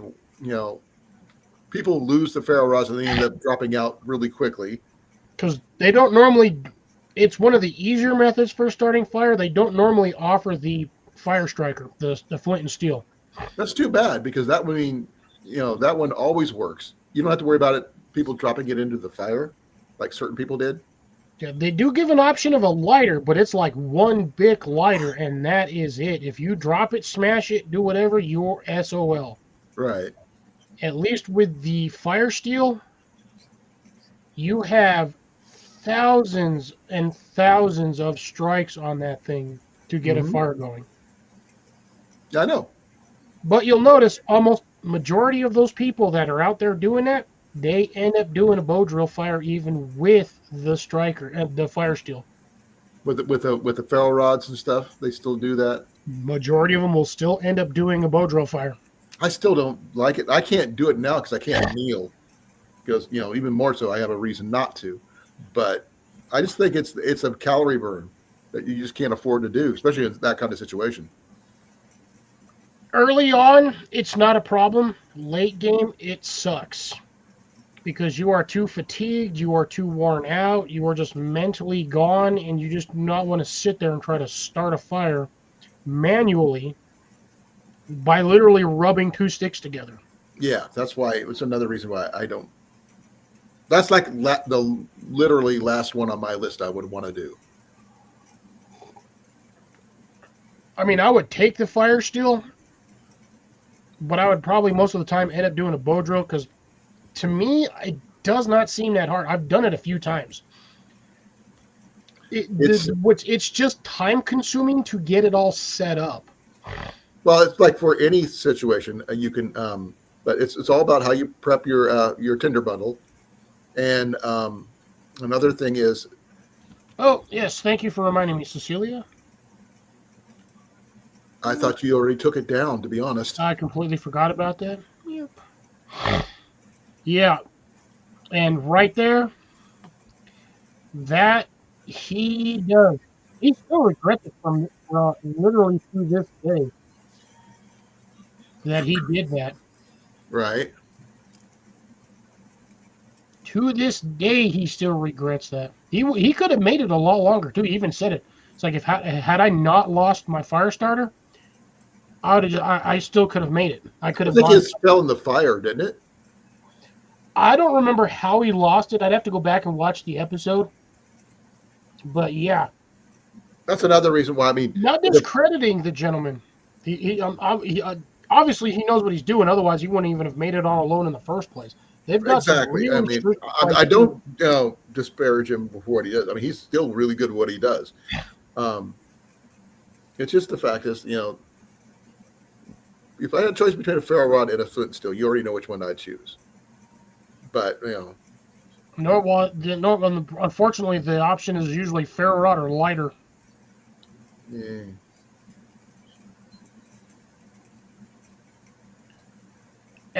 Because I could find a rock that'll spark. If you just give me the steel, I can find a rock that can spark. Now when it's under snow. It doesn't matter. They're somewhere. There's always somewhere. There's a rock it can spark. If you're near water, you just start finding all the rocks up near the water. Something Yeah. you crack it, something you just get a big rock and start cracking rocks in half. Eventually, something's going to spark. Exactly. And then everybody wears the necklaces for the microphones, as you already know. You know, they all wear the same necklaces. Well, that's the lapel mic, but a lot of them, what they'll do is when they're doing the ferro rods, I know a few of them haven't done it, and this is coming from the technical keyboard warrior side of somebody who's not actually done this, but I know a lot of these guys themselves, even from the Alone series, have Hey, Rob. made the same realization. Hey, Rob, how's it going? Good to see you, man. Come on, man. You don't know me, man. That kind of thing. Yeah. But no, a lot of them, what they physically say they wish they should have done is make a lanyard for the ferro rod and strikers that they have. Right off the and bat. wear them. There's only been like a handful that have actually done it, and a lot of them are like, I should have done that. There were so many times that I set my thing down, turned around, and I forgot where I put it. There was one lady like 4 times in one episode nearly lost her ferro rod because she kept setting it in the dirt. Yeah, the ferro rods you sent me all have lanyard holes, and the only one of them is that I will ever wear would probably be the small, skinny one that I carry with me wherever I go. I don't know if they require the patron themselves to provide their ferro rod, or if the company themselves provides a specific size and length. They all seem to be about the same size every time I've seen them. Like that 6 inches or whatever. And the 4 knife, inches. like who provides the knives? Is it a certain company, or is it just a standard 6-inch whatever?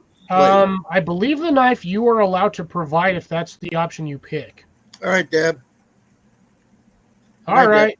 Night, Deb. Hope you feel Take care, better. Deb. Have a good one. Hope you feel better in the morning.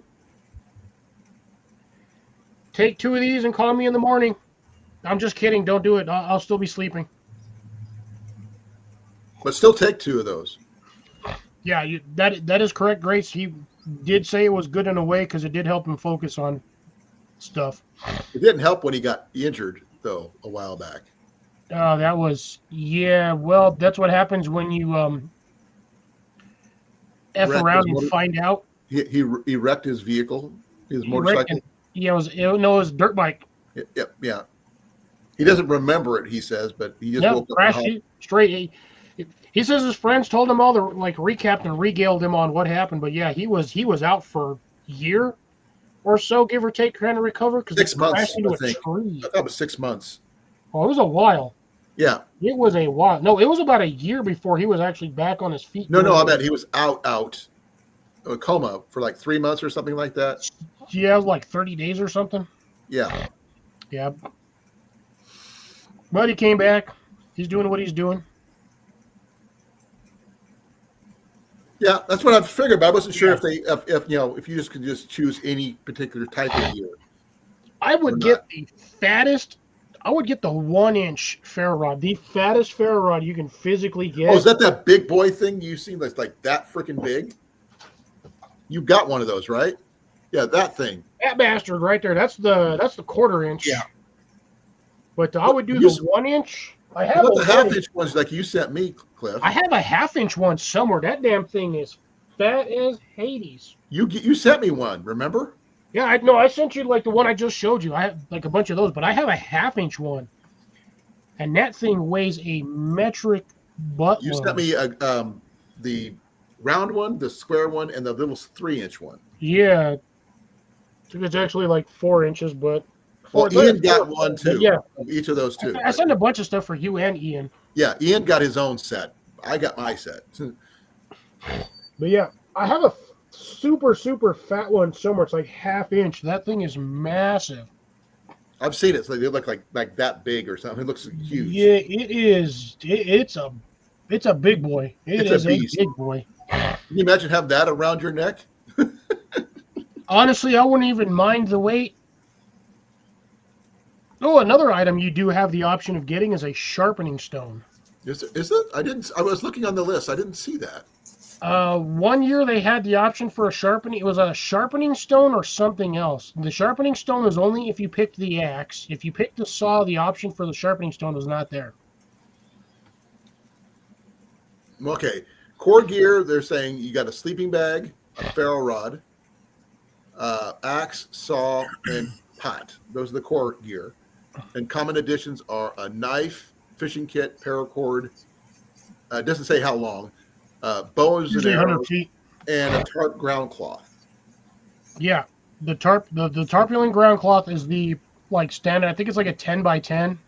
It didn't give me a list on this thing. I just basic stuff. And then there's the other popular items is the multi-tool, which Zach is the one that started being able to, the thing on that. Me personally, I don't see the need of a multi-tool. If you're not sitting out there using wire, there's no need for a multi-tool. Well, sleeping pad, gill net, which I've seen a lot of people grab, wire. They talk about the wire, but not how much it is, what gauge it is, or whatever. That I don't know. There, go look at that one. That's the season 12 gear list that Grace has put up there. Okay.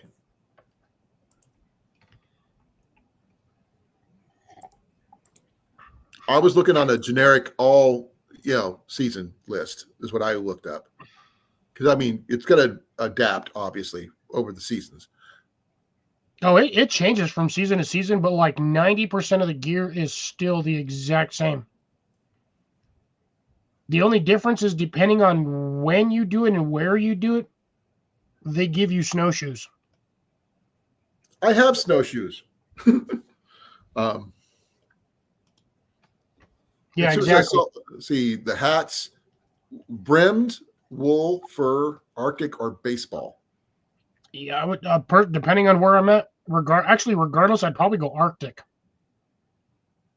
because you're going to lose a lot of heat from your head. A bandana no longer than 27 by 27, and a shamag or scarf no longer than 48 by 48, which is basically the same thing if you ask me. The shamags are more or less the same standard size, and then the bandanas, a standard bandana is a 12 or it's like 13 by 13, something like that. Right. I'm trying to find the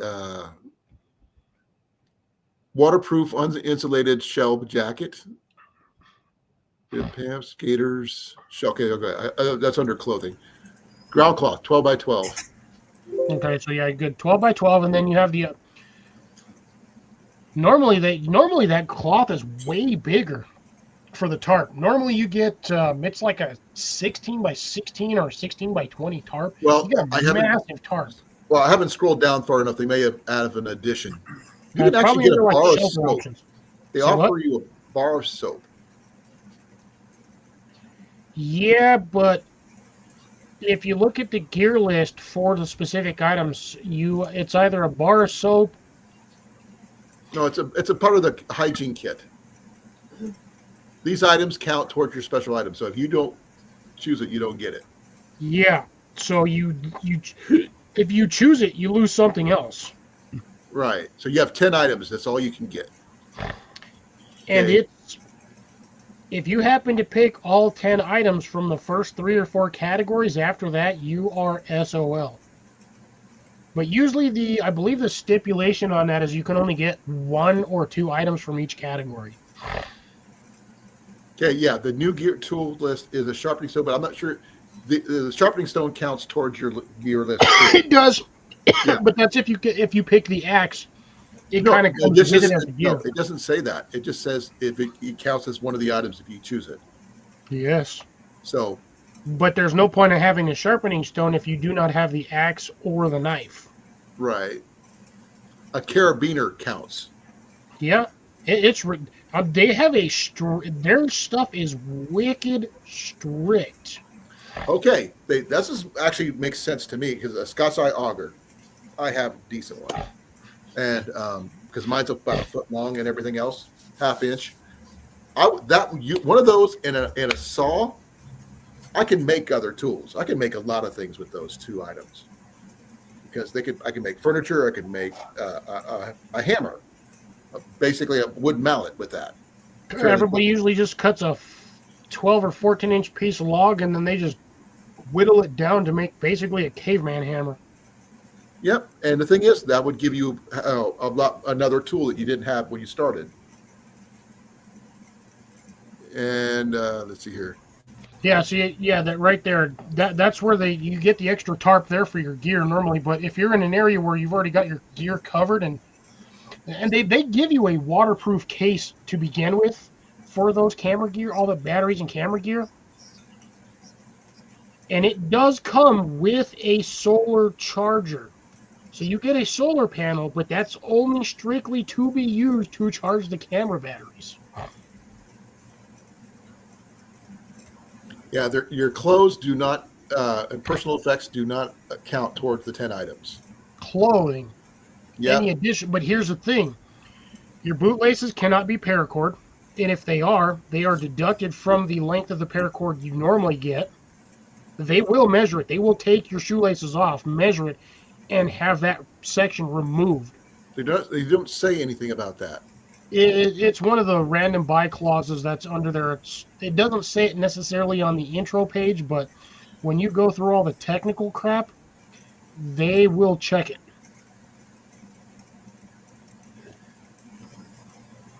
Because they do not want to have any one... you can't be sneaky. Yeah. They don't want to have any one participant having an upper hand over somebody else because they've got an additional 8 feet of paracord. Yeah. One of the things they say is no fuel, lighters, or matches. Yes. No bug spray or mosquito repellent. No. Unless it's provided in the gear list. Yeah. That is verified by Alone and the production companies. No fishing lures, flies, or baits. No fishing. Correct. You usually get the option of a fishing line. I believe it's 25-pound test. And they do, if you pick that one option, you do get a small fishing kit that's usually 5 or 6 hooks, a couple of little sinkers, and that is it. Most of everybody else that I've seen, they have randomly found aluminum cans, beer tabs, and they've used those. Trash happens no matter where you're at. They can't say anything about someone reusing, purposing trash. The amount of people in Alone that have randomly just walked wherever they have water and just found beer cans, containers of any kind, just metal containers. I think one guy randomly came across a paint can out in the middle of nowhere. Didn't he make a stove out of that? So yeah, I think so. I think he cleaned it out and used it for a pot of water. I'm looking at the hunting, cooking, food list. You can get up to 300 yards of single filament fishing line. Yeah, but it's like 15 to 25-pound test. 30. You get 25 sorted barbed hooks. You can choose. You got to choose between all this, right? And the primitive bow, which I'd automatically choose. Yeah, me personally, I'd probably go with the bow myself as well. They do offer some food items as a thing, but these items count towards your 10 items, special items. That's what I'm saying. So if you pick a food item, you're losing out on a potential piece of gear that may or may not procure you some sort of win in the long run. Well, a large pot with a lid. I get that. That one's a necessary. Yeah, and just about everybody normally picks the pot. Right. Because with the pot, you can boil water. If you can boil water, you can disinfect your water. Make soups. All that stuff. Clean up all your items. With the bow, you can actually, even, we haven't tested it yet, but I'm sure somebody who's going to probably done it, is the bow drill fire with the bow itself. Believe season 4, season 5, one of the gentlemen did it with that. But the bow, they didn't say anything about the arrows, though. Usually get, I believe it's 6 or 8. That's what I'm looking up to see if there's anything that actually says arrows on the webpage. Grace, they must have updated that list because usually between all of the categories, from what I've seen over the past couple of years, there's usually only about 50 items. So they must have updated or increased over the years or so. But No, yeah, I'm I still do gonna- agree. Most people usually pick the same 15 or 20 items. I think Zach had to get special compensation for this, whatever it is, for his multi-tool that he carried. Now, the multi-tool, I believe, does count for across a lot of categories, but depends on how many functions it has. Yeah, they limit to what he can have on it. Yeah. I mean, I'm not going out there with a Leatherman. I'm gonna tell you that right now. Despite how many functions and uses it has, out in the woods, you don't need a screwdriver. You don't need pliers, unless you're pulling out a freaking porcupine quill from your butt. Or your foot or whatever it may Even accept. then, like small pair of tweezers, you can usually do away with that. But again, You can make tweezers. yeah, couple pieces of wood and lashing, and yeah, you got yourself some. Hell, you can make tongs out there, but I never see anybody do it. People usually, instead of making forks or spoons, some of them just make the chopsticks. Some have made the chopsticks, but a lot of people it is basically get a branch, flatten out one end, kind of round out the handle, and you basically got like a 1.5 inch, maybe 2 inch spatula. Wickershire is here. Bill, Bill. You haven't seen Bill in a long time. Bill, I got something for you. Well, not specifically got something for you, but check this out. Let me go big screen real quick, ladies. In digging. Bill, look what I got. It's hair from Animal from the Muppets. That's what it looks like.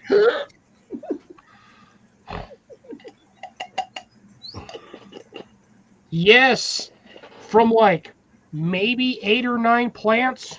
I am so looking forward to next season when all of them just take off. $50 worth. Yeah, maybe. I'd probably get 200 just for what I have right there, to be honest. And the funny thing is, so here's what I'm doing. I have one set outside in a container. I'm going to see what it does throughout the wintertime. And then I have another batch, 11 of them to be exact, 11 out of 30. So the other 29 I have in one container, and that's the outside container. 11 of them I have in a 16-inch whiskey barrel planter inside the greenhouse. I'm going to see, this is basically a test to see which one will do better in what environment. Now, mind you,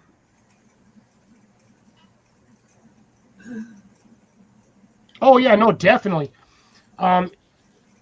If you have roughly 1 acre of crocus sativas and you harvest the stigmas off of 1 acre, you can make like up to 80K.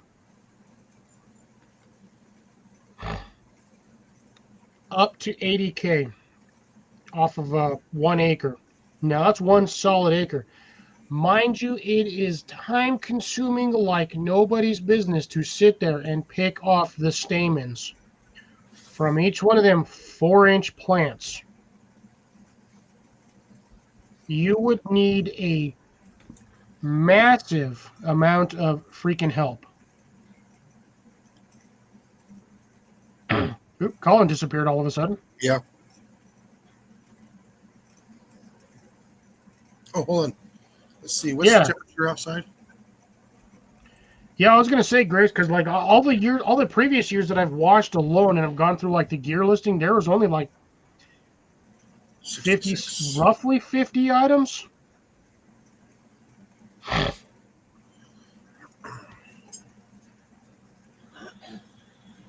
I'll see. I was thinking something like this, like these small little plastic containers. These are the standard McCormick's like seasoning containers, and they usually come with the heat sealed lid on there. I would figure something like that, but the problem is I'm not selling these right now. At this point, this is just a test. This is just what I got within the last 6 weeks. But the good news is my plants are already doubling or tripling their production value. From the original ones that I've planted, I've been keeping an eye on them, and they're starting to pop out pups or splits from the original crocus, whatever the hell, crocus, whatever. They're already starting to pop up. I can start seeing the little sprouts around each main one that I planted.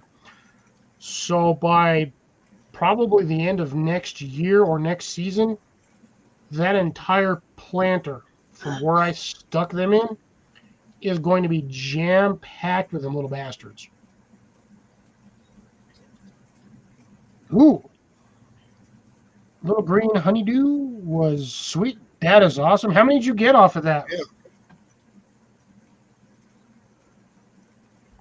Yeah. I might actually have a second one of these. I don't know. We'll see. Because I know Jason ain't going to make it for another 40 minutes. Yeah. What time you got to work in the morning, Jason? 7 or 8?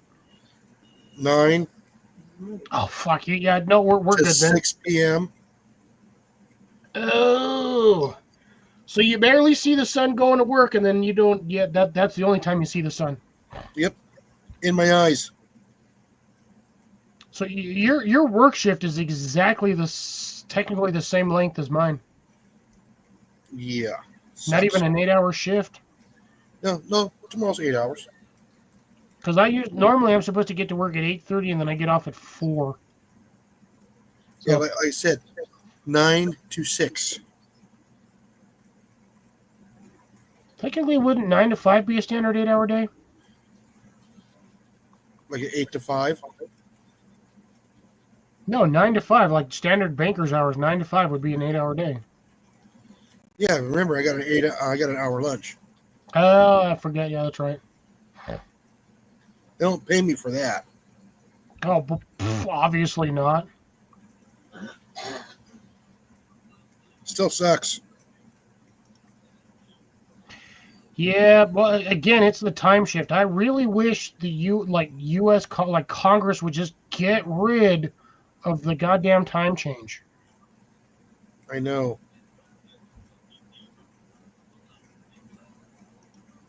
Well, you won't know until that thing is ripe and ready to go.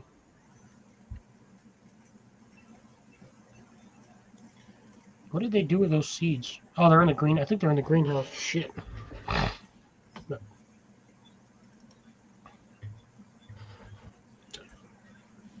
Bill, have you gotten any more work done on the pond? Oh man, I'm like super itchy. It's a secret test veggie. Gotcha. So we won't really know what it is for another couple of weeks.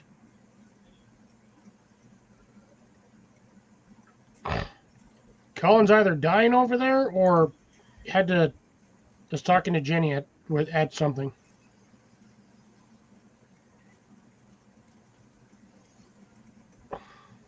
Oh, they're nice. Are you still planning on putting down the pond liner, or not really worried about that? Because considering where you're digging it is like 85% clay. Oh, there you go. Oh, I'd take a break. Mental break, or had to go drop the kids off at the pool? Yes. Hold on a minute. So you still need a pond liner. I was going to say, wasn't the majority of where you dug that pond, the reason why you dug it there, because it was like really heavy clay? Yeah, if there's clay, I mean, that should have been a natural one automatically. Just throw some sand in there and you're good to go. Oh, you want to make sure it keeps it clear. If I would it's say leave it alone. standing long enough, yes. With the right plants, it'll clear up. Well, I believe he's planning on putting fish in the pond. as No, well. no, even with the fish, the right kind of water plants will help keep the water clear. Well, it's really hard to keep clay water clear, especially if you have constant running water going through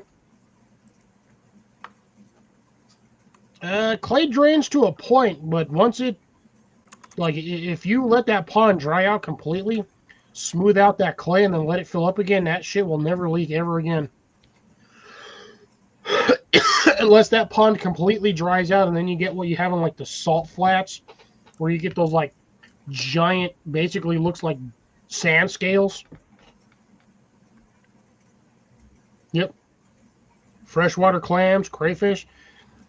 Wow, that's going to be expensive, though, for the freshwater clams, ain't it? Crayfish, you can get dirt cheap. Yeah, rain in rivers. Aquatic plants is what they suggest. Yeah, but you have, for that, you have to have still water. The way I believe Bill's planning on doing the pond is it's supposed to be like a kind of like a fill pond. So self-filling pond. Okay. Yeah, for a lot of his stuff, because he still has plants that he's going to use to water. One this year Say what? fell out of the tree. Like your monkey. Hunter wasn't wearing his harness. Who wasn't wearing his what's going on now? A hunter Hunting fell out accident of the shuts tree. down Highway 96 as crew rescues injured hunter in Jasper County. At around 4:55, a deer hunter who had fallen from the deer stand on the property off of the road. Well, that's his problem. They had to call in the medevac. What did he do? Land on a rock? I have no idea, but like I said, they had to chopper him out. It was that serious. That's his own dumbass fault because they. Wasn't wearing his harness. Exactly. Yeah. He was not locked into the tree. He was neither locked into the tree nor the deer stand. It was he did that was last month. Yes, that's 2 this year. Yeah, but he was 15 feet, which is not very much, but still. That's all the details I have on that. He sustained broken arm and back. What from last Yeah. month? Yep, he was out on the ground for 45 minutes before he could reach his phone and call for help. Yeah. Yeah, because I bet you $1 his phone was in a damn tree stand. No, if he broke his back, he wouldn't be able to get back up the 15 feet to get to it. If his phone was on the same side of his broken arm, Ooh, that I could nice. know. So finally got it. Finally got the verification on those random mystery squash. They were the delicata squash. Well, that's good to know, right? Well, mystery squash for the rest of us, I'm pretty sure Bill knew what the hell he was planting. He's just been keeping it on the down low. Sure. By the way, the hunter's name was Willie Cropper. What, the one here? Yep. Yeah. I wasn't going to give his name or nothing.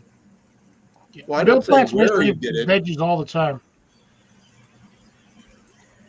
Bill, You they're wanna do that? mysteries to the rest of us, but I know full well, you know damn well what you're sticking in the ground. You just don't like to. Admit it. Oh, He so likes you got a mixed bag of squash seeds. That's Oh. terrible because those pumpkin seeds look like squash seeds too. Well, Yeah. aren't they all the same family, basically? They're all gourds, yes. Same with watermelon, except for those ones are black. That's the only difference. Let's see. Can you You make got, anything out of the ones you grew, Cliff, besides just cooking and eating them? you got Gordon Ramsay. You got Gordon Gordon Ramsay. Shumway. Ha ha ha, Jason. Almost said Bill.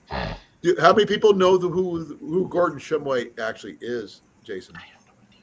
I actually do because I was a fan of it when I was a kid. I know who it is too. Or Sydney. Cliff is shaking his head no. Teenager. I got no idea who the hell that is. Wasn't he a walrus? No. Wasn't Chumley? ALF, Cliff. ALF. Well, so the voice actor for Elf? Alf. Alien Alf life form. himself, his real name on the show was Gordon Shumway. So the voice actor for the psycho, the Yeah, cat eating. I don't know who the voice actor was, but the actual character's real name was ALF. It was Gordon Shumway on his home planet. Who liked cats. They were a delicacy.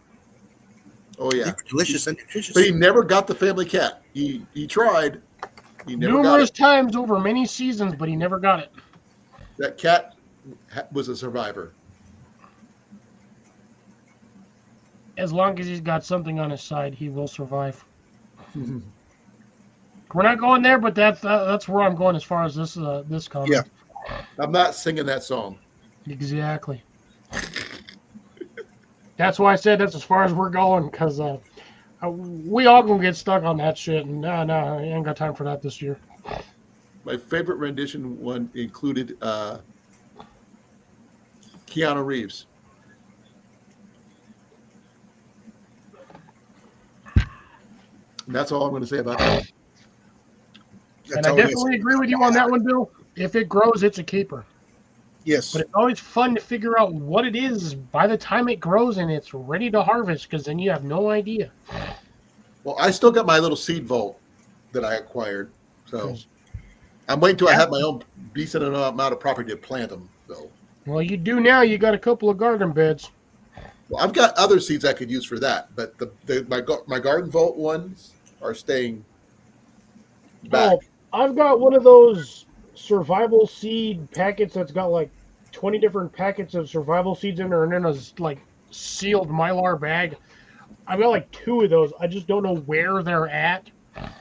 I run across them every once in a while, but I'm like, unless I'm out in the middle of nowhere in an absolute dire survival situation, I have no need to have them.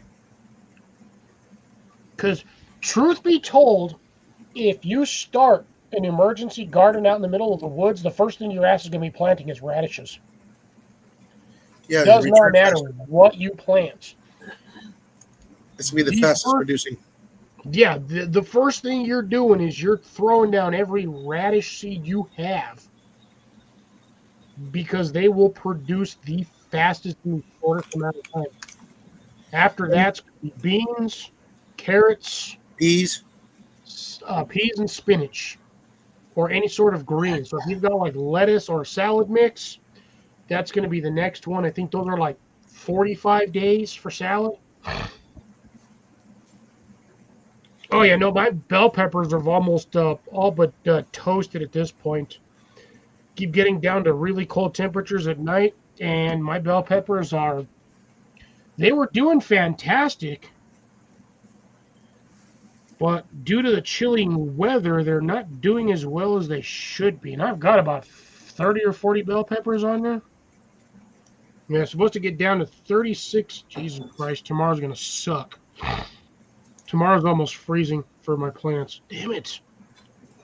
Well, looks like I'm losing all my plants tomorrow. Yeah, mine are all in the greenhouse right now.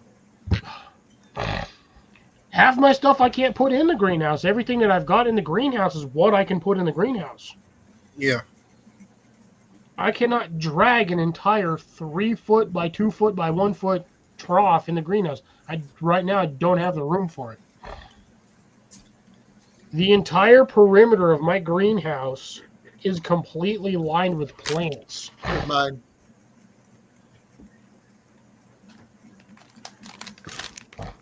I can allow this on big screen. Let's see what Colin's got on here.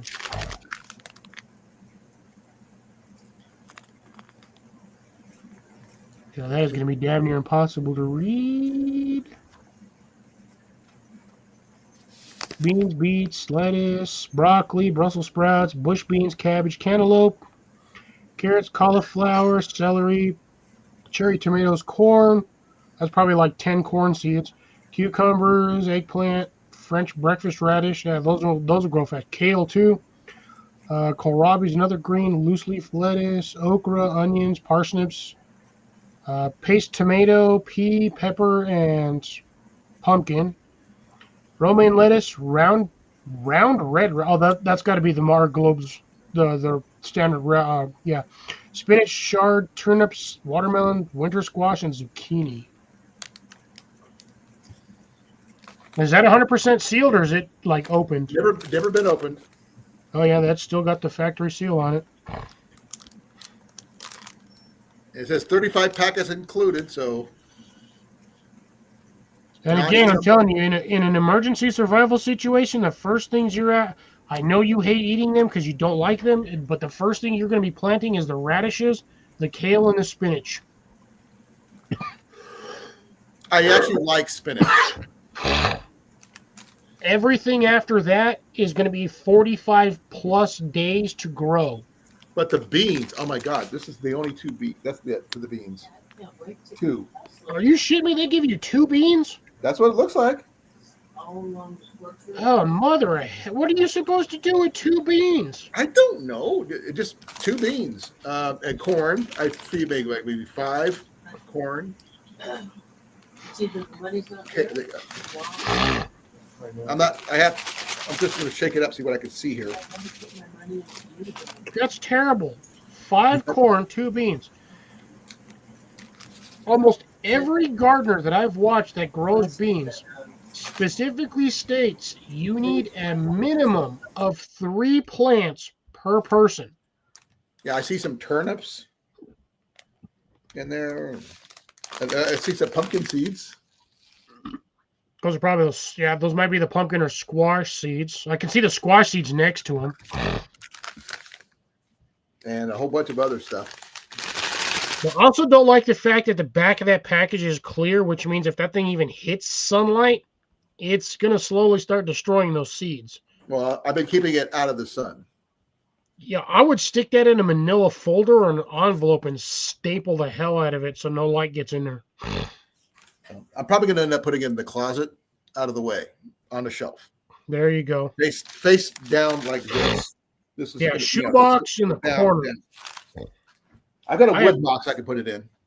Because almost every seed survival seed pack that I get comes in a solid Mylar sheet or a Mylar bag. Okay, I got this at a bin store. I understand that. Des Moines, called what was it? What's the name of that bin store we went to, hon? Where are you, man? You're telling you right now, Bill.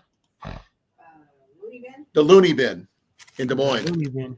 It's a Amazon bin store, but that's all it says. I actually had to look this up by this picture. I can guarantee you right now that package is full of shit. There's no way there's 1,600 seeds in there. Oh, I don't think there is either.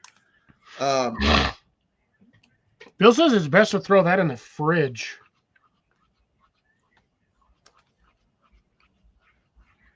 Since it's sealed. Me personally, I would just throw that in the fridge or freezer? Closet.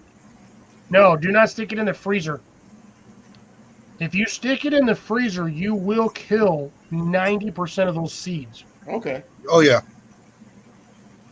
It's not a cryo thing. It's The only if you stick it in the freezer, the only one that might survive would be the spinach.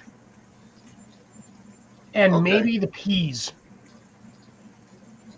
Well, right now I have no intention of using that right now. It's an emergency, seed stash right now. Yeah, I would assume that if it's planting eventually. Yeah, I would assume that those are all 100% dry, so there should be 0 moisture content in there. I don't have any apple or berry seeds at the moment. They didn't specify any berry seeds in there. No, there wasn't. So they take too long. I would say if I was going to do that, I would add pears over apples. Yeah, that's about a 3-year process. So is apples. So apples you can actually get in the right conditions 2 years. Yeah. But I prefer pears over apples. You can do anything you do with an apple, you can do with a pear. And they're already so many feet tall. Yeah. And in a box, so we get them. Though I've not heard of anybody actually making any pies out of pears, just to be honest. Safe side, though. Well, I mean, you can do a pear tart. I was thinking more of a pie. Just saying it. Just say it, Cliff. Yeah, pear pie sounds weird. What are you going to pair that pie with? A nice Cabernet, No. vodka, Milk. tequila. Milk. I don't do alcohol. Wait, Japanese beetles don't normally touch apple trees. Those are usually for smaller plants. Although they could be attracted to the scent of the flowers.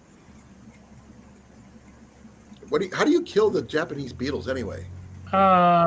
Beer and a bucket. Beer? Really?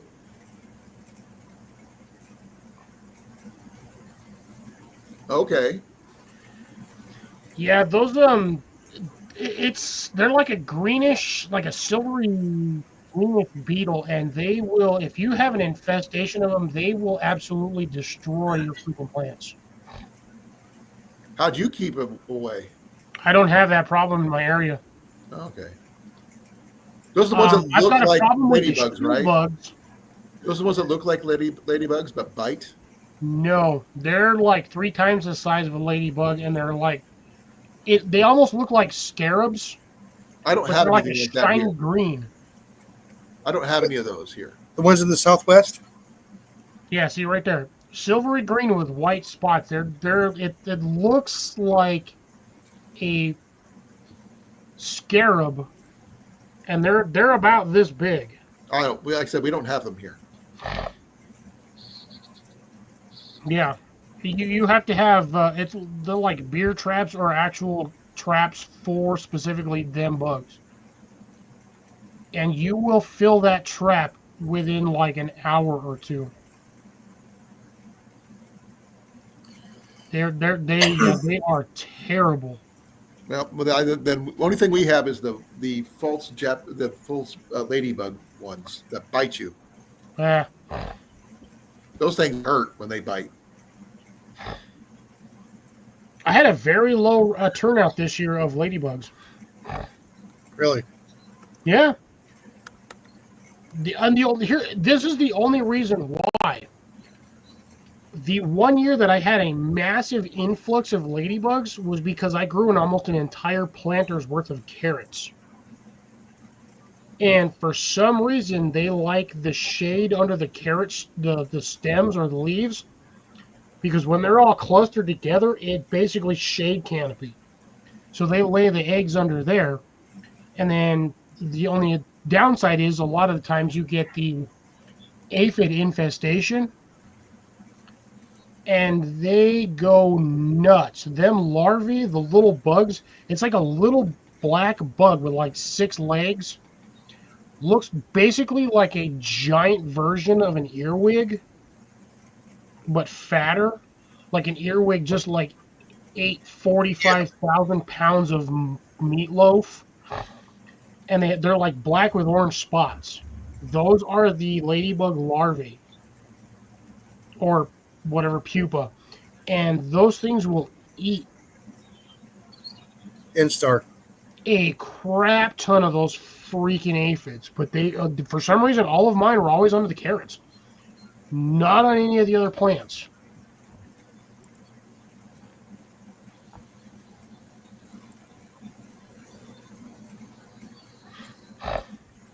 Let them in, Bill. Let them. If it's a true ladybug, let them in. They will eat all of your indoor bugs, especially if you have a plant that's like indoors that has aphids on it. They say the false ladybugs can eat the same Yeah, thing. that's the Japanese beetle. Lady beetle. The lady The version. false lady beetle. I believe the Japanese beetle is a little bigger. Well, I'm just looking at. I looked it up. What it was says.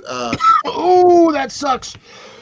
The false ladybugs, lady beetles, and other lady beetle species feed upon aphids and other soft-bodied insects. Red Rider.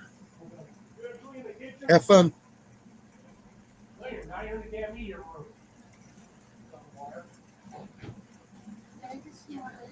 Yeah. So, what's your mouse count now, Jason? Same as before. 12. You didn't get any new ones, huh? Count is up. No, the damn cat keeps getting most of them. Jason ain't hardly getting shit for mice. So that's good for the cat, though.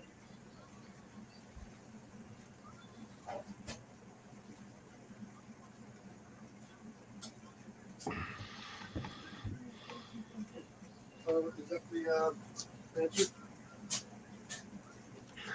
Yep. Drown them in there. It'll work too. I believe it'll work good with beer too. Lesson learned: do not compost bananas. No, you compost a banana, you end up with banana trees. Make banana bread. Yes. Yeah, Bill, you definitely do not want to compost bananas. You will end up with banana trees randomly. Like everything else. Don't compost apples unless you want to grow apple trees. Same with oranges. And pears. Do not take the seeds out of an orange after you've squeezed it dry. If you stick that thing in the damn compost, next year you will have an orange tree. Now, If your area, that's what you're going for, that's the best way to do it. I don't think that orange trees would grow here. The what They'll trees? grow there, but you will have to bring them indoors during the wintertime. What tree? Orange. Yeah. They're Here's not the thing. particularly well. I don't think they handle the weather. Howie lives on the freaking island, and he has citrus everywhere around where he's at. But he's on the coast, though. Yes, but it still gets cold as hell where he's at. Yeah. Now, he does have to bring the citrus trees inside. I do believe he has them in small or large planters. Because you cannot freeze a citrus tree. If you freeze a citrus tree, that tree is dead. Yeah. Yep. It doesn't matter if that tree's 30 years old, 40 years old, or 50 years old. The minute that thing hits 30 degrees, that tree is done. Well, I hate to say this, but we've hit close to that and below that. Here. Yes, but you bring your trees in. Again, my trees, I have all my citrus plants are in planters, so I can physically move them to a warmer climate when needed. Well, I don't have access to a place for that, like stuff like that. So Yeah, you do. It's called the inside of your house. I don't have the room.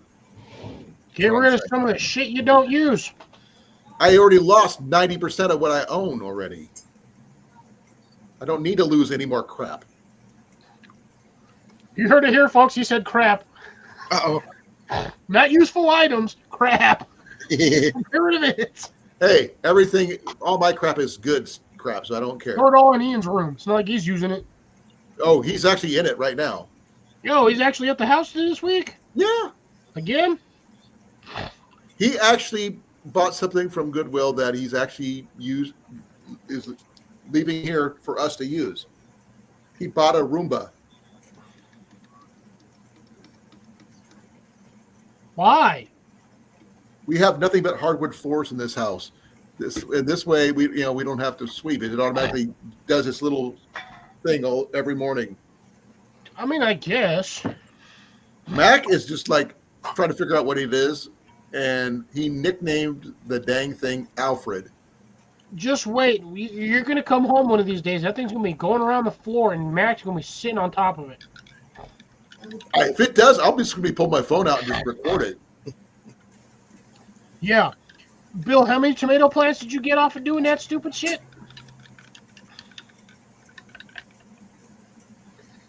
Yes, exactly.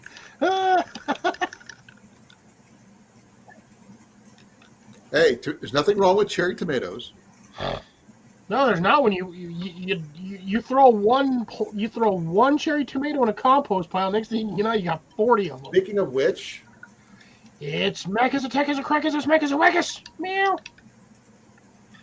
oh, he's got that death stare on you right now. Get him back. Get him. Oh, he got you with that one. What? do you think? Actually, yeah, that's a technically a winter plant too. It likes cold weather. Same with the Swiss chard too. I just give it a bit, and that Swiss chard will take off. There you go back. Hundreds of freaking tomatoes. Yeah, never plant a tomato in your compost pile. I found out the hard way. Did that with a Roma tomato one time.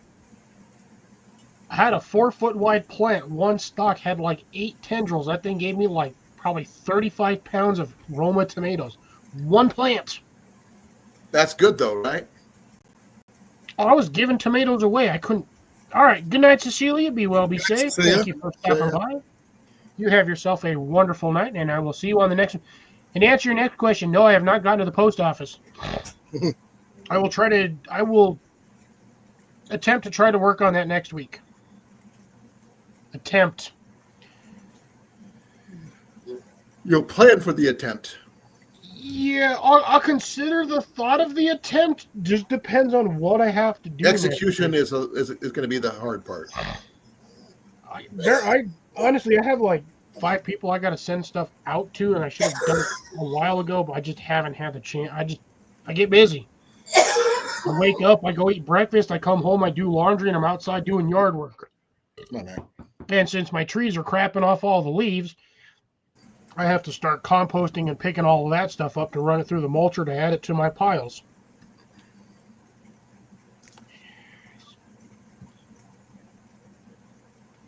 I would assume the California bells would not do so well, especially once they hit the cold times. Is that? You talk about peppers? Yeah, bell peppers. Okay, I wasn't sure what California bells were, so I don't know. Those are usually for a more mild climate. I know. I will eventually get it to you. I swear I will. Where is Wicker from? It's not like I don't have the stuff for you. I just lazy about sending it. And the tariffs are going to be terrible. Yeah, that too. But it'll be what it'll be. I've already told Cecilia she does not need to pay me back for it. So I'm not too worried about that. It's not like I can't afford it. I'm just lazy about affording it. That's the big thing. She knows full well I've got the product. I've shown her the stuff for it. So she knows I have the items. I'm not just blowing hot air up her ass, so to speak. Ooh, mushrooms are more of a warmer climate season item, aren't they? It has to be just right. Where's you Wicker have to from? have humidity and moisture at the right level to grow mushrooms. Where's Wicker from? Tennessee. Tennessee. The thing he's got down there, he's got ginseng down there. If he can find it. You got to have a license too. If they don't know, they can't get you. Yeah, they have a whole TV series about it too. You know, the thing is, you can go to a freaking Asian market, go buy a thing of ginseng, and plant that shit in your yard. But it's not as technically as good as the wild stuff. You leave it there for 2-3 years, it'll be wild ginseng. It does not matter. It's like everything else. Once you get past a certain stage, it becomes non-GMO or heirloom. Right. Once you hit heirloom, I mean, you can't get any more unorganic than that, or non-GMO than that. So, I still got some ginger I got to plant. I got to throw that in a planter. But the problem is I got to find dirt. Okay, if you have ginger, do you have Marianne too? My ginger's doing really good. No.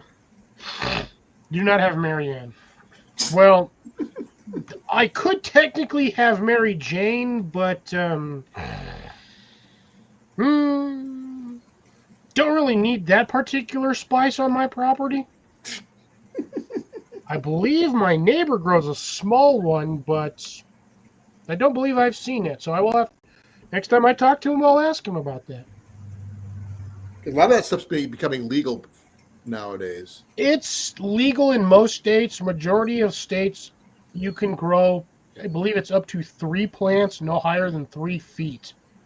For personal use only. Yes. And not near a school. Not near a school. They ain't going to know if you're growing it near a school if nobody calls you on it. As long as you don't have it outside.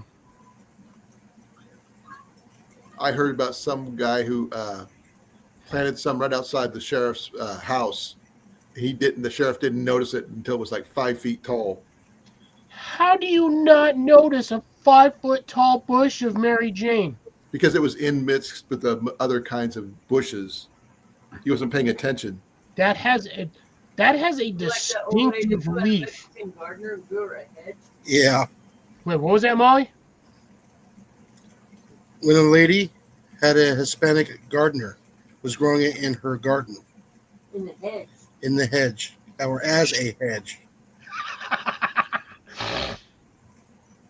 That lady must have been clueless and must not have had any idea what one of those bushes They was. have a gardener that tells you that they do not garden. So that means they have no clue what's going on in their yard. I've seen some big bushes, like So have I. an established plant, a very established plant can get like 6 feet wide and ridiculously tall. It's a big bush. Jason, you've seen the YouTube memes where you get the greenhouse and it's all full of green, and the guy's like, "You're day 365, still no tomatoes." Mm-hmm. But the whole greenhouse is filled with nothing but MJ bushes. Yeah. And I'm just like, I mean, I suppose that's one way of saying, hey, look at this giant ass bush, but hey, I still haven't gotten any tomatoes off of it. Oh, unless he gets the kind that you've seen from the movie Caveman. Yeah. If you remember that movie. Yo, I haven't seen Caveman in forever. Oh, it's funny. Are you doing the giant chanterelles there, Bill, or just the normal sized ones? Because I know you can get some fairly large ones. No, as a matter of fact, I didn't. I haven't seen a video from you in quite a while. I'll be right back. I need to get me some food. I haven't eaten since lunch. Technically, the last time I ate was like 7 hours ago. I got my last of my Zepalin shots yesterday. So it kind of hurts my appetite. So small chanterelles. Still a good find, though. You growing them locally, or like did you just happen to find a random patch? And I hate puffballs. I hate puffballs, man. You step on them, they'll make you sick. I have the same problem, Jason. I have the same problem. Mm-hmm. Oh. My greenhouse is currently almost 72 degrees inside. And I have 2 thermometers in there. My main one, which is still off my unit, and then my dad put one in there. And he has the one he has is actual weather station, similar to yours. It's got 3 units. But they're these they look like little TV remotes almost. They're like about 4 or 5 inches tall, about 1.5 inches wide, roughly 3/4 of an inch deep. And Get this. You just got them set in there. My greenhouse is stabilized at 72 degrees. It's now 64 outside. Yeah, I'm looking at... Shit, I have no idea what the temperature is outside. It's 57 degrees outside. My greenhouse is showing almost 72 degrees. It's supposed to be a low of 36. But yeah, just to prove I'm not bullshitting, that top number is my greenhouse. Yeah, I would get my camera closer to mine, but Yeah. mine's on the wall. Yeah, yours is stuck to the wall. Yes. By the way, that's currently what mine's at. I think that heater's working. Surprisingly, here's the thing. I have the one heater that has the combination of either 1,300 or 1,500 watts. Yeah. Have it on the 1300. I've got my 10-inch fan in the back corner. My dad actually set that in there. He put that in there. It's on the same circuit board, so when my thermostat kicks on, heater kicks on, fan kicks on. One 1300-watt heater so far, one 10-inch fan, and 3 1-inch by 4x8 sheets of foam insulation keep that greenhouse above freezing. And I have that thermometer set at, I have the thermostat set at 60. Yeah, because I have the barrel set for water temperature for 130 degrees, and I put the 20-inch fan on there on low. Where you threw you tossed a box fan on top of it? No, next to it. So it's blowing across it. The side of it. Yeah, so you have it. So basically, you have, like, we'll say this is the barrel. You have the box fan like this. Is blowing off the one side of it. Oh, okay. So slight off canter.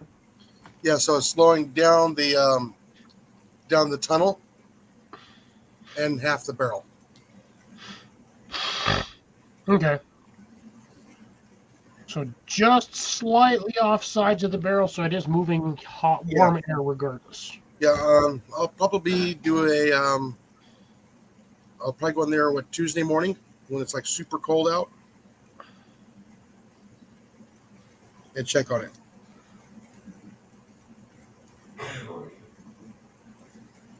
I don't know if Bill saw my my video on that.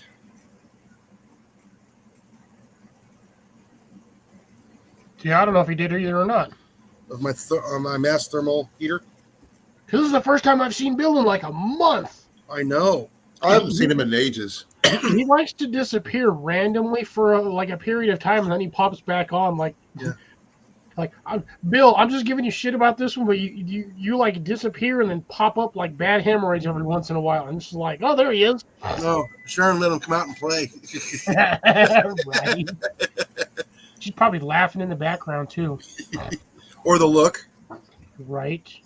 He still never got his. You need to update your camera, sir. Update your camera and your computer. And then hopefully Miss Sharon, bless her soul, she's a lovely woman, will let you up on here.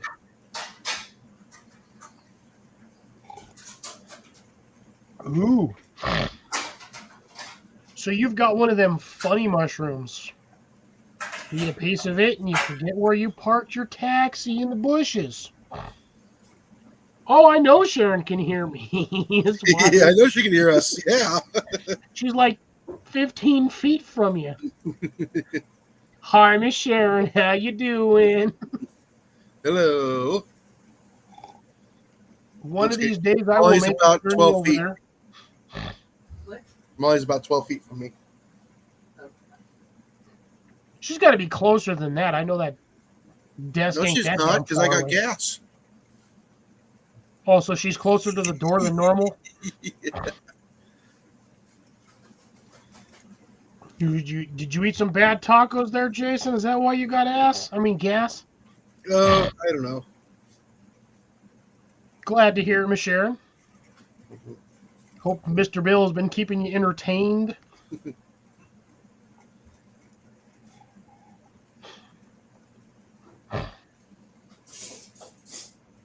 Always got everybody here. Always thinking about everybody. Everybody's all family. Some of you are longer-lived family. Some of you are shorter-lived family. But we're all gardeners here. Everybody's family. That's the whole purpose of YouTube garden community. Yes.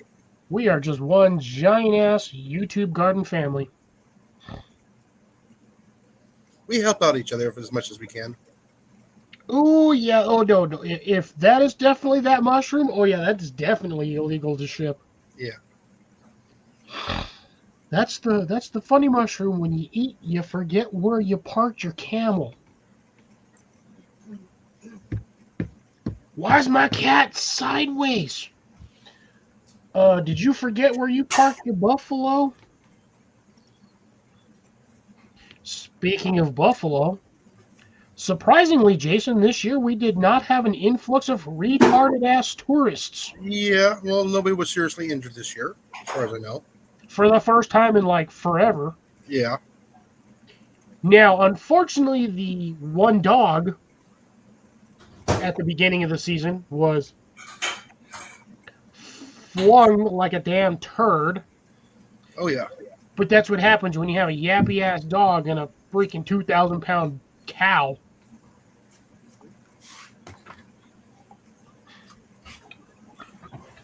Okay.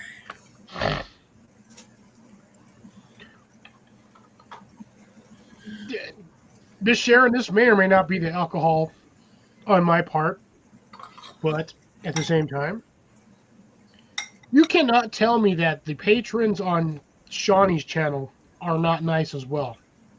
Yeah, they are. Like, I have not had none of those people I have never had a problem with. No, I haven't either. I get along. I think I get along with everyone. I mean, hell, even like Jay Dixon, she's always every time I pop on, she throws my link in the chat. She gives me a shout out on my channel link. Yeah. How many Miss Sharons are there out there, anyways? Say what? How many? I've only been Miss on Shawnee's Sharons- channel a couple times. One at a time.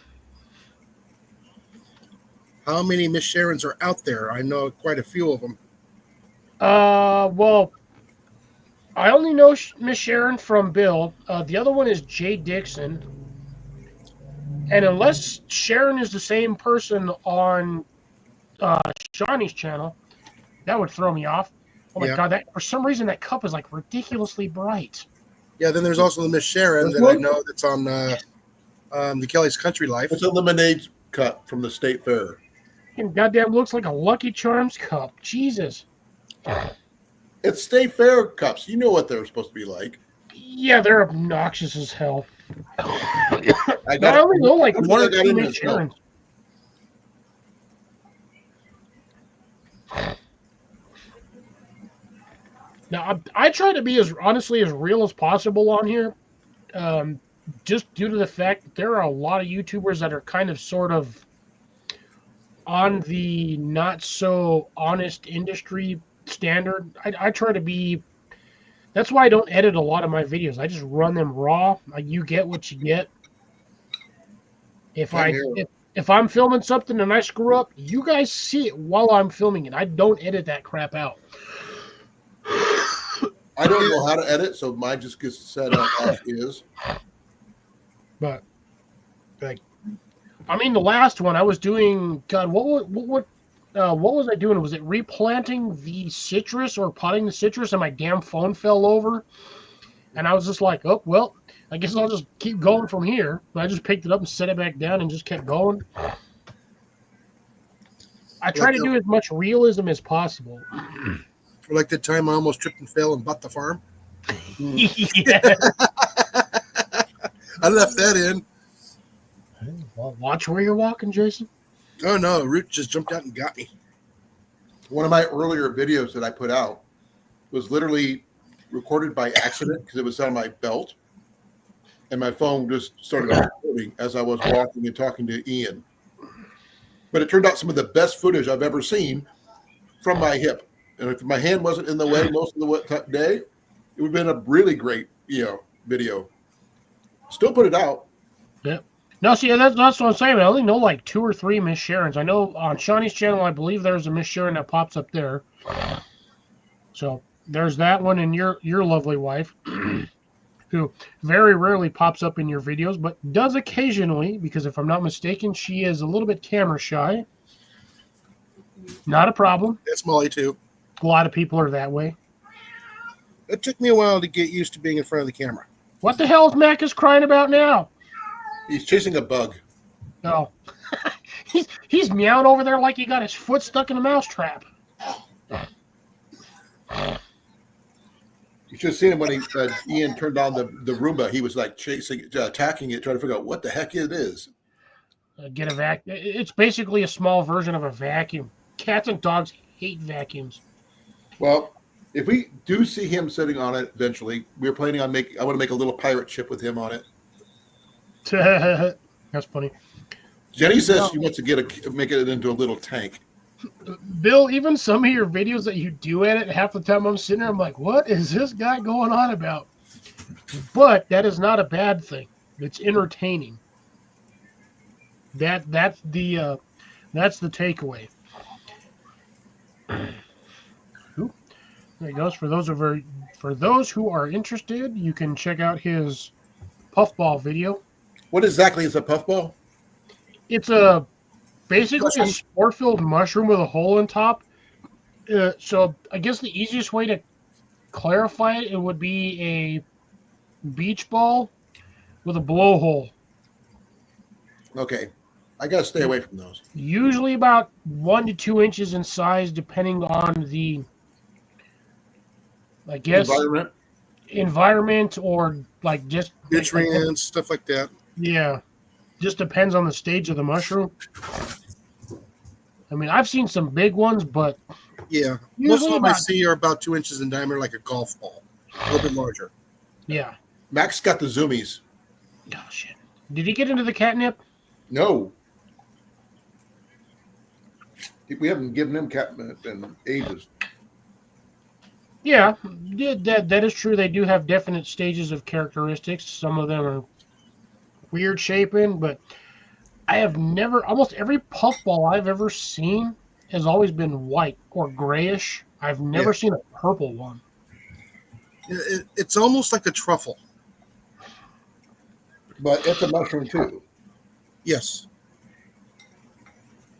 God, if only I could get truffle spores. If I could somehow get legitimate truffle spores, Jesus Christ, I'd be sitting on a powder keg of money. Yeah, especially like black truffles. Oh God, those things are expensive. Per pound, those things are ridiculously expensive. Yes. Just imagine if somebody had the environment to grow black truffles on top of, not technically on top of, but like in concession with Crocus sativa and then harvest saffron. You imagine how much money you'd be able to make a year? A lot. Like truffles, like a pound of truffles is like $5,000, if not more. Especially the black ones. Yeah, let's see.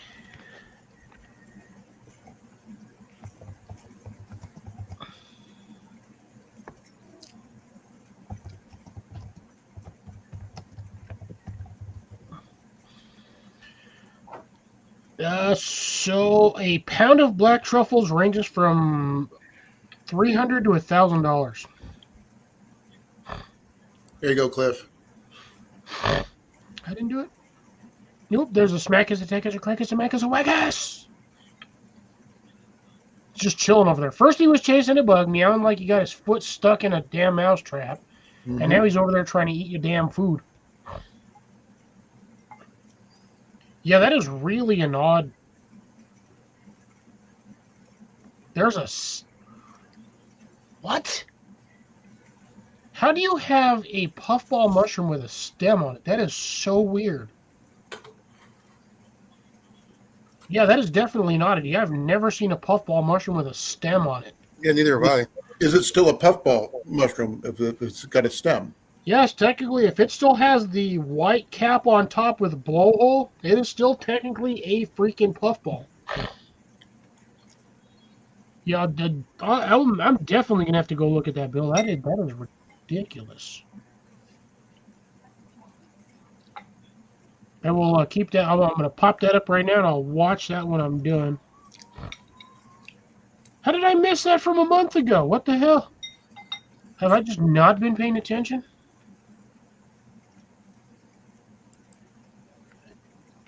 Yeah, that is really weird. I've never seen a puffball with a stem. Normally, those things just right off the ground, and then you just got a little golf ball. Yeah, usually you'll find it where the horses are. Yeah, there's a lot of things you'll find certain horses and cow patties. There's another technically chic market if you think about it. Mhm. But you have to have the right environment, the right amount of humidity and heat. Right place, right time, right temperature, and all that stuff. Yeah, it's along the same lines of growing MJ. You have to have the right conditions, and then you can get these. But you have to have a market for that particular fungus. We won't say exactly what the fungus is, but we will just, for general purposes, so we don't get flagged or whacked by YouTube or the government for being a bunch of whatever. For that particular fungus, you have to have a niche and know where to go with it.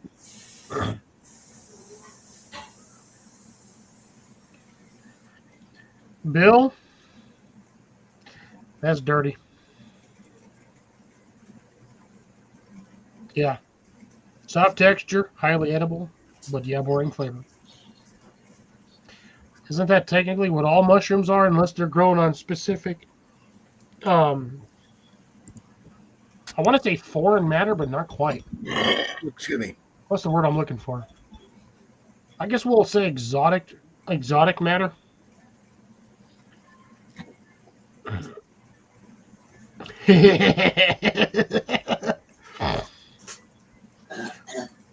Bill, I got a better one for you, and I'm going to challenge you on this one. When you do that, I want to see you film a video with very minimal edits. So when you do the laughing jack, I want to see a video just because I know it's going to be funny as hell. And I can guarantee you get a crap ton of views off of that one. Be like, I think I planted this. Exactly. Like, I think I planted something over here. I don't remember what it was, but I think I planted something over here. I'm pretty sure it was a seed of some kind, but I can't remember if it was a pepper flake seed or something slightly bigger, but I'm pretty sure I planted a seed over here. Oh, no, that's sad. I guess depending on the dose, I might have the same problem, but at the same time, it's just like, I think I'd be more wired than anything else.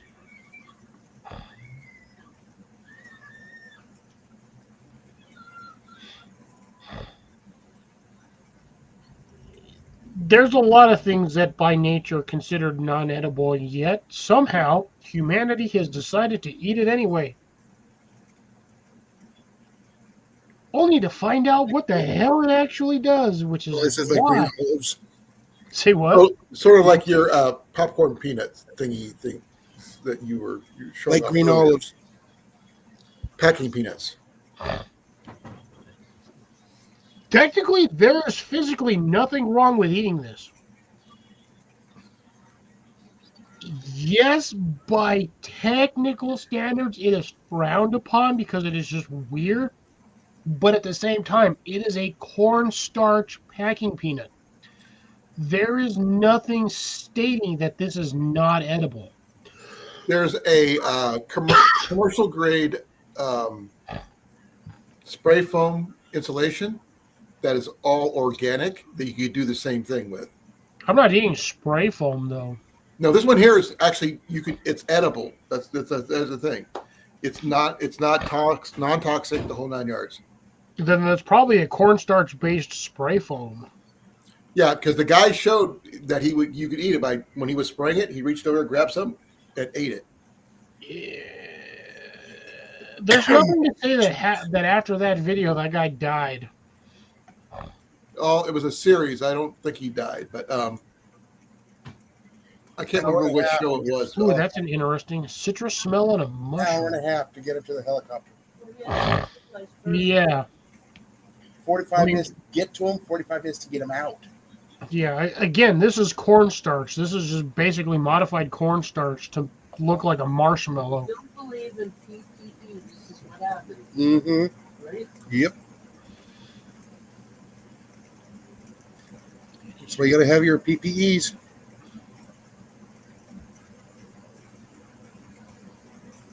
Yeah, prepare yourself because I want Christmas lights. Yeah. Right after Thanksgiving.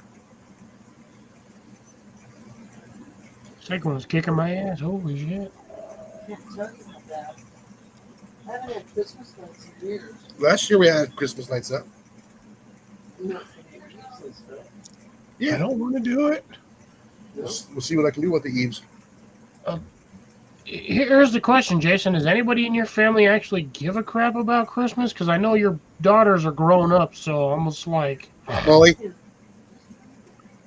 why is it always the lady of the house? My mom's the same way. I'm like, me and my dad could give two shits less about Christmas, but my mom's like, decorates the entire inside of the house, wants me to put out Christmas lights, those stupid wire-framed deer and shit. I'm just like, oh, I hate dragging all that crap out of the closet. you know how the ladies are. You got to have something. Don't they have Valentine's Day? Jesus. Sorry about that. Valentine's. No, they just want to be, one with the holidays. Yeah, she wants to feel festive. Gotcha. Bill, why the heck did you plant them so late in the season?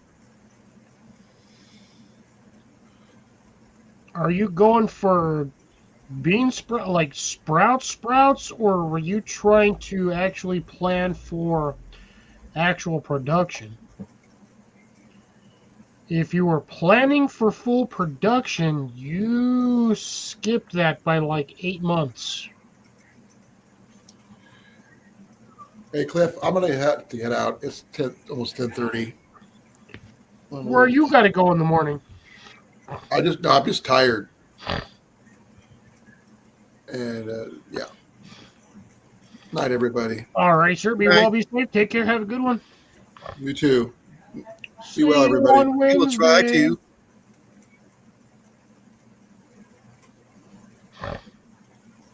Oh yeah, because they're gonna like water. That's the one thing I found out. That is a water-rich plant. Oh, yeah. That bastard, it's like a willow tree. That thing will suck up water like nobody's business.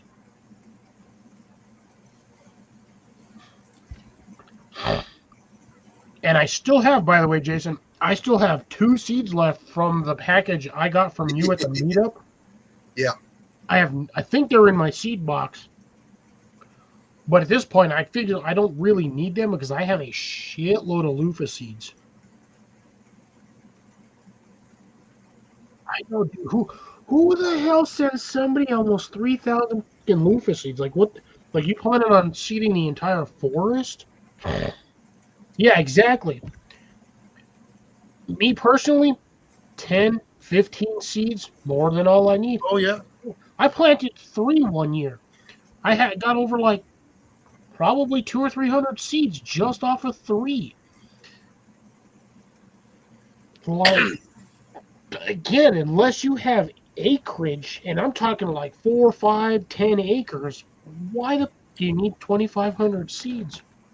I'll be right back. No, you won't. Yeah, I will. No, you won't.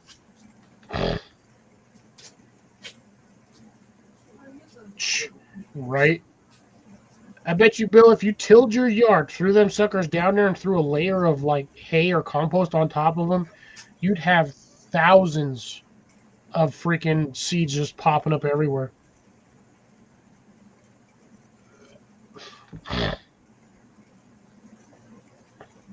Shit, even 100? 100 loofah seeds turns into like 10 times the amount of seeds.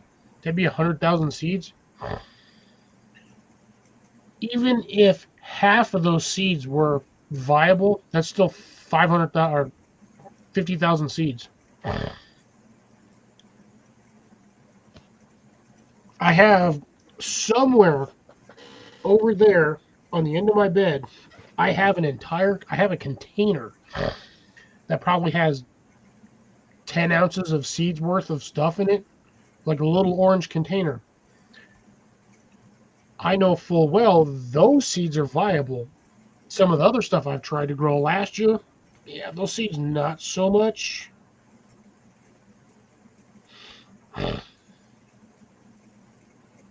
That makes sense. But if you're going to use them as a soil conditioner, wouldn't the best thing to grow technically be onions? Not like your standard red, white, or yellow onions, or like your red onions, white onions, or sweet onions. I'm talking like onions, like chive onions. Told you I'd be back. Well, I almost said congratulations. Welcome back, Jason. I'm not trying. I don't I know. survived. He survived. He made it I to the bathroom and back. Yeah. Well, that's what I'm saying, though. I mean, if that's what you're going for, Bill, my opinion, just my opinion alone as a simple gardener, is literally onions. Not your like again, not your red onions, not your sweet onions, not your white onions.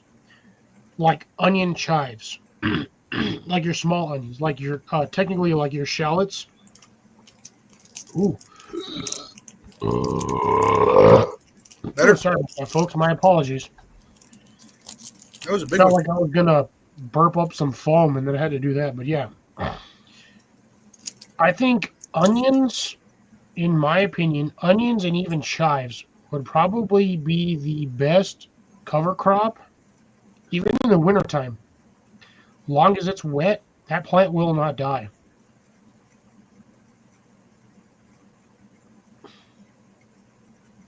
How do you get nothing from onions? Like, that's what gets me. Onions growing damn near, you could grow that shit in sand. I do it like I started off with like 10 and now I only have 2, but that's because I stopped watering them for a while.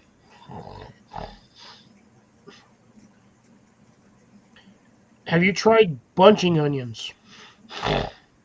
Those are the ones I grow. I grow the bunching onions, and those damn things, they refuse to stop. Yeah, my onions did not do well at all this year. They got so good, and then all of a sudden, they were gone. I think I need to do a different soil. Oddly enough, because of the cooler weather hit, Mm-hmm. all of the ones that did survive the summer have taken off. I probably lost 40 onions.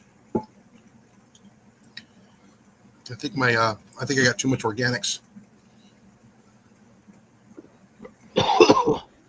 Too much water? Yeah, Possibly. It's holding the water too much. I think I'm going to do a sand and organic mix, like a golf green.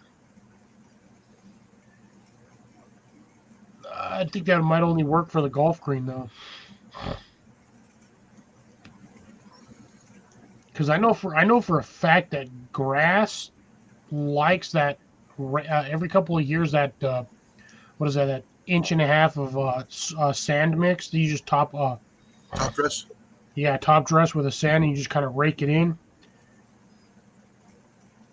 But again, you're looking at grass that's even with that top dressing, you're looking at grass roots that have what 6-8 inch depth. But then again, sand doesn't hold water for shit. That's right. It'll hold it for like a day or two and then it dries out. Yeah, that's what I was thinking about. Maybe a 25-75 mix. Or maybe even a 70-30. Oh, yeah. I know the blackberries love your property because you had a huge patch of that, which is essentially where the pond is at now. And that's going to be more of an acidic area. That's why those blackberries went nuts. Okay, 100% growth on ginger. That'd be a good profit, or I mean a good margin right there. If you want a really good one, you might not agree with me on this one, but sunchokes. Yeah. also known as fartichokes. Because if you eat enough of them, it's no different than eating a diet of greens. You will be farting and shitting your pants. But sunchokes, those things will take over an area stupid fast. How did you not get anything on sunchokes? That is technically by rights an invasive weed.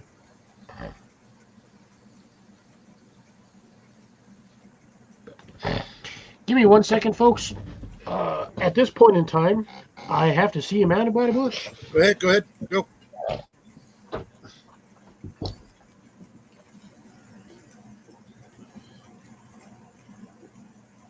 And other stuff refuses to grow. Yeah, you definitely need to get a soil sample and find out what's going on.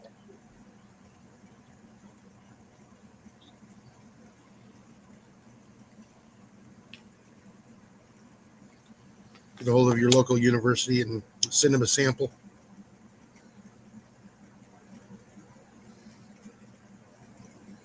They get sickly.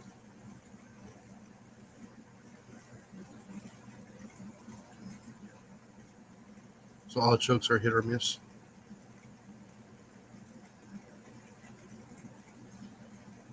I'm trying to think of what else will grow in that kind of conditions.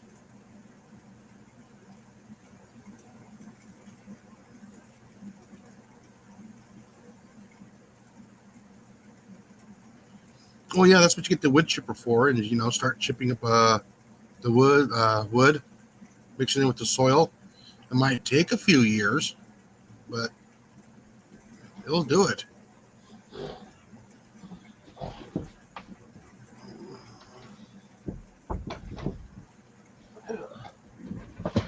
All right, I have returned. It says corn does good. No, he says cron does good. I don't know what crone is or cron, but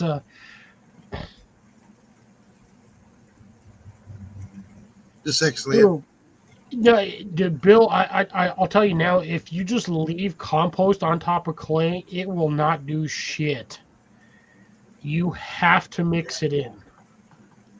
If you happen to have a rototiller or somebody with a small farm tractor that can turn your soil. Like down the street? Yeah, if you just throw compost on top of clay, nothing's going to happen. Next time you get a rainstorm, all that good soil is just going to wash away. Yeah. How thick is that clay? I think it goes down like a foot and a half. I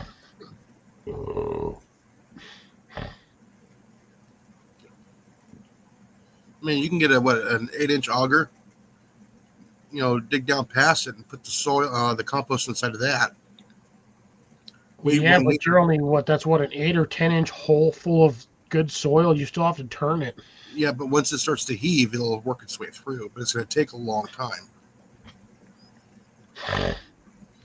It's just breaking through it.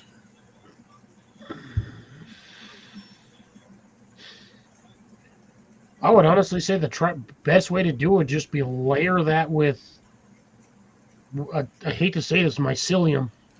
Mycelium colonies will break down damn near anything. Yeah. Except for clay. Yeah, they'll work through that eventually. If the clay is dry, nothing's going to happen. If you got a little bit of moisture, it'll work its way through there eventually. It will take time. Just put a levee around it and just start growing rice. Don't drive a Chevy into it. And guess what? Yeah. Get rice and crawdads do really well with each other. Now, see, that's I have never. No, I don't think I've ever seen crawdads and rice paddies coexist with each other. Yes, they are. They're finding out it's a big multi-million-dollar benefit. Interesting. Look it up.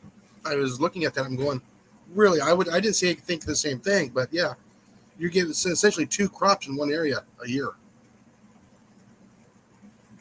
That is weird. I never even considered that. Yeah, because they're putting down ditches. Get the rice field, then they have the ditch on the outside of that, and then they got the berms on the outside of that, which is higher than the berms on the inside. So when they cut the water back, there's still water in the in between. Yeah. And all that. So yeah, and that's where all the crawdads will burrow into the clay. That is interesting.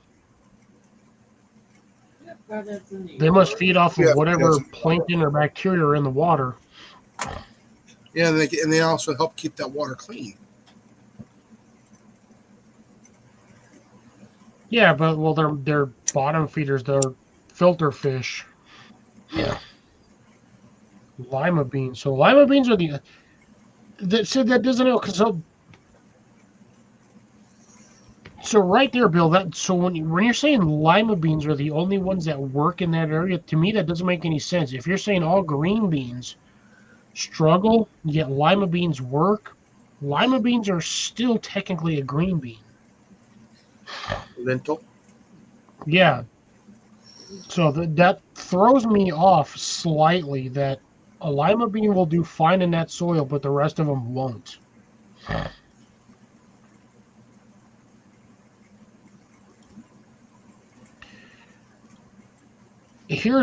So have you grown the Three Sisters?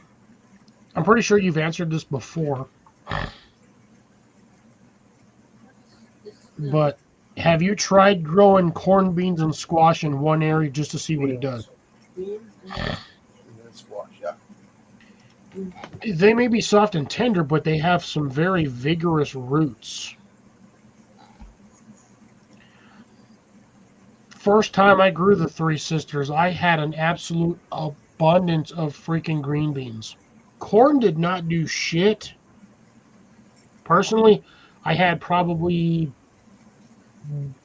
I don't know, I would say a mediocre harvest of corn at best. I never had more than half a cob of production value, but my beans and squash were through the freaking roof. See, I wonder if he can do the prawns with the with the little clay pond.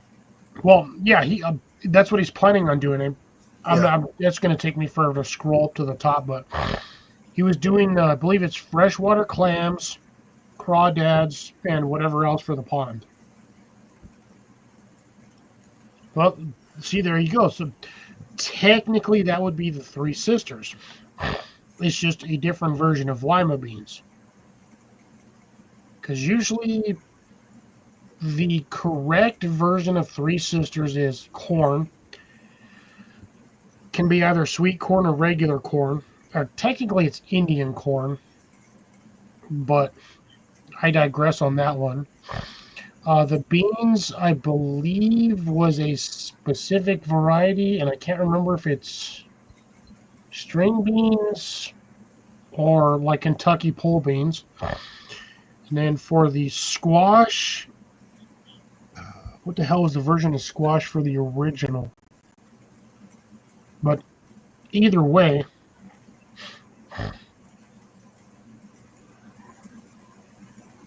oh yeah, yeah. So here's the funny thing. I have somehow managed from the same container, have managed to grow peas all year. I've actually had the worst harvest of peas possibly ever in the history of me growing peas, which is like 2, maybe 3 years. Like, I literally have that right there is my pea harvest after like 2 years. Ouch. Not even worth a mention. But now, because of the cooler weather, I have one plant that is just taking over where I have it set up. That plant's about 2 foot tall. But yeah, peas do not like the heat. They absolutely do not like it. Oh, shit. 1 second.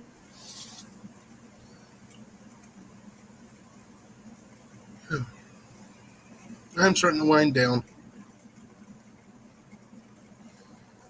Yeah, I'm probably going to go about another maybe 15 minutes, and Yeah. then that's going to be it for me. So lettuce shouldn't need a greenhouse at this point unless you're hitting frost levels.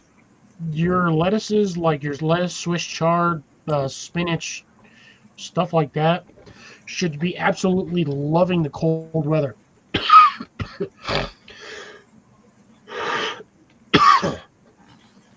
Oh, now see that's a bigger problem. If you have a lot of rain during the cooler season, yeah, it's gonna kill plants. They're just gonna drown or Another thing you can drown. do with the clay is add some carbon, not potash, carbon. So like charcoal, Mm-hmm.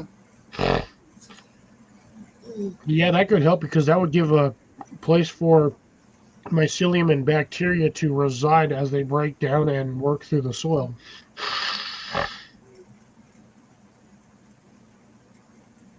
Really, what he needs is a shit ton of earthworms and a massive amount of hay. And like I said, or like we were talking about earlier, yes, technically the combination of hay and clay makes adobe, but if you add the earthworm mechanic to it, it will break it down. Well, I said, is there any tree trimming companies in your area that they need to dump the chippings into? A lot of times they give that stuff away for free. Yeah, if you can catch somebody on the cut down and be like, yeah, let me get a trailer load of this. Hell, they'll cut down and they'll dump that shit right in your yard.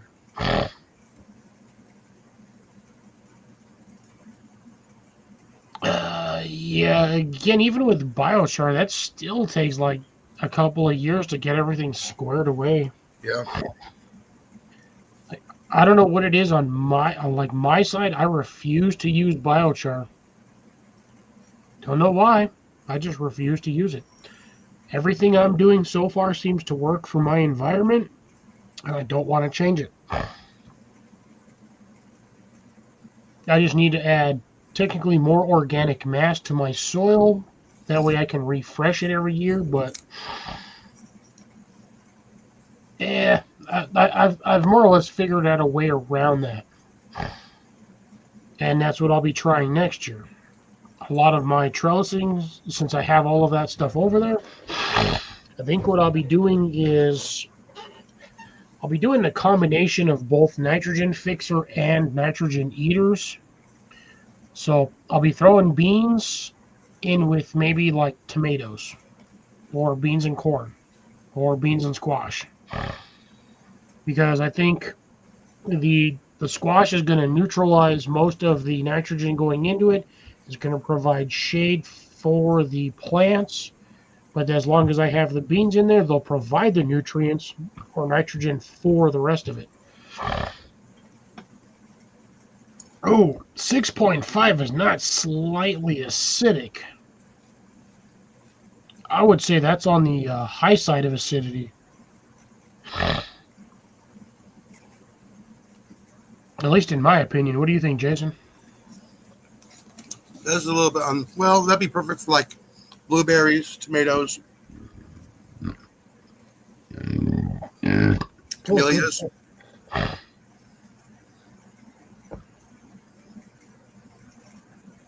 No, if your ground's already a 6.8, you just need something that eats the nitrogen or eats the acidity. Again, which you already had, which was the blackberries. Dispersol, like the sulfur, can bring it down a little bit more, but it's only temporary.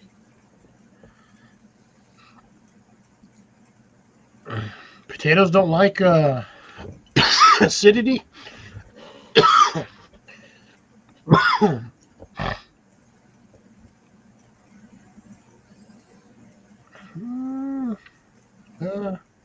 Did not know that. That's Who why I'm the saying hell that does- disper salt. That's what we used to use on the turf. Bring that pH down there in the Phoenix area because the everything there is so high in alkaline. I don't use anything with, as far as I know, none of the stuff I have has aluminum sulfate in it. What I do like to do is, I do keep, just due to the fact that I tear apart a lot of pallets every couple of months, I pile all the nails in an area, and I'll fill the damn thing with water, and I will naturally let that dry out, and I'll do it 2 or 3 times. The next time you pour water in it after that, you shake it up real good. You get that nice, crusty brown water. That is absolutely mint for plants. Now there's a place for the ammonium sulfate. There is a place for that, but you're supposed to use it in a very low dose. But it's junk food. The only problem is it's high in saline and salts. So it's kind of like a tweaker version of fertilizer. Yeah, it's junk food. It's great to get that first bump start, but then you rely on the organics for the rest of the season. Yeah, and your plant's just like, oh, it's like a crack addiction. Yeah, it's like eating donuts first thing in the morning. Powdered or chocolate? Both. Actually, let's do it even worse. And the thing is, they also mix ironing with it too as well. That would be essentially eating a Boston cream with completely coated in chocolate. Like I said, most of your sulfate of ammonia is going to be a 2100 with a 2% solution of iron in it. That's what makes your grass green and makes it grow really fast. I was gonna say, isn't it most of this time that's going to be an iron sulfate in there as well, right? To keep your grass green. Yeah, if you keep your grass green or your vegetables green, you can use was it the ironite? Yeah. Again, it does have a little bit higher sodium levels in it because they're using the salt as a binder. Not if you do it my way. And again, steel nails in a bucket. Fill that bastard with water. Let it dry out in the sun. Do that 2 or 3 times. By the 4th time, you get that rusty coating on the nails. Mm-hmm. Shake the hell out of that in some water, and you have the best fucking ironite water. It's basically rust water. Shit comes out looking like clay water. Yeah, can you imagine if you put in an ozone generator in there too with the bubbler? Oh, Jesus. Bubbler. You'd have to have a shitload of nails, though. Or, actually, no, I think the easiest way to do it would be a basket with nails hanging off about in the middle of it. Let that water level naturally drop in the sun without the lid on it, even with the ozone generator, basically bubbler. Let that drop below the layer of the basket, and then refill it again once that stuff starts getting that oxidation on there. And you just keep doing that and shake it every once in a while. Oh, man. See, that's the funny thing. Every one of my water containers, aside from the ones that actually come off of the roof, Mm-hmm. all of my plastic water barrels have nails in them. Yeah. So if you want a good greener one, you want to use the liquid ironite because it has less sodium in it. I'd have to see if any of the places around here actually sell that shit. Yeah, Lowe's has it. The problem is like $27 for like a pint. Fucking hell, Yeah, no thank You don't need a whole lot. I mean, you probably only need maybe an ounce per like 300 gallons. Good Lord, no, I'd rather go richer than that. Because I know trees need a shitload of that stuff. Yeah. But like I said, most of the time in the West where you're at, if you lower your pH, it makes it more available to the plant. Bill, yes, to answer your question, in my area, yes, rust is technically water soluble. It turns the water like a weird, murky, like orangey reddish color. Like my barrel? Like, yeah, yes. If you watch the video on Jason's filling of that 55-gallon drum for the greenhouse, that water was a nasty orangey red color. Yeah. If he had a tap on the bottom of that barrel, that would be absolutely prime ironite water for trees. Absolutely prime. Yeah. Yeah, like I said, we have a high iron content here in the soil. However, our pH, I think, is around maybe a 6.5. Again, Yeah, we're getting to that limit right there, where if you go any lower, most of the nutrients are not going to be available to the plant. well, specific plants. Yeah. A lot of your berry plants, so like not strawberries, blackberries, blueberries, your apple trees, cherry trees, love that high iron content. Mm-hmm. Also, what is your calcium level, in your soil? Because that makes the cells harder. The cell wall is harder too, as well. As dumb as this sounds, because of the way nature works, every once in a while, I will physically go outside at night and I will pee on my trees. Yeah. The whatever it is in the uric acid Mm-hmm. absolutely benefits trees. Yeah. Just like what is this stuff they use for the diesels, the DEF? Yeah. Okay, that is what's 62% urea. Something like that. It's high. It's up there. But yeah, I suppose I could actually buy a gallon of DEF and just see what I can do with it. Just add a little bit here and there to water and see what my trees do. Yeah, like only a few ounces for But the spray bottle. Again, like Ozone sprayer. that would be essentially along the lines of dosing. Yeah, it's a quick fix. Yeah. Yeah, so yeah, DEF equals basically cow piss. Mm-hmm. And I legit think the only three people in here are you, me, and Bill.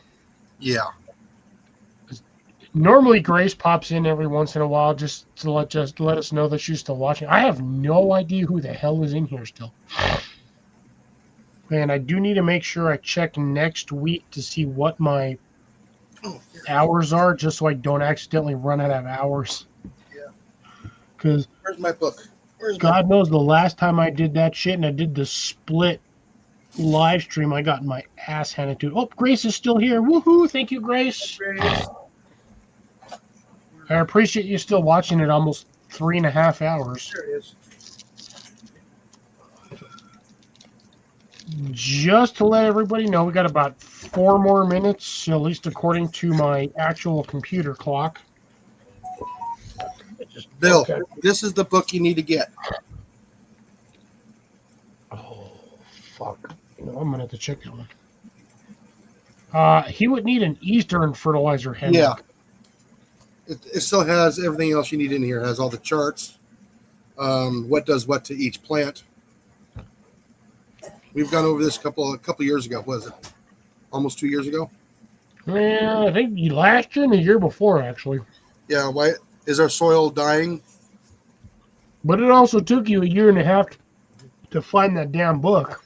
Yes, it did.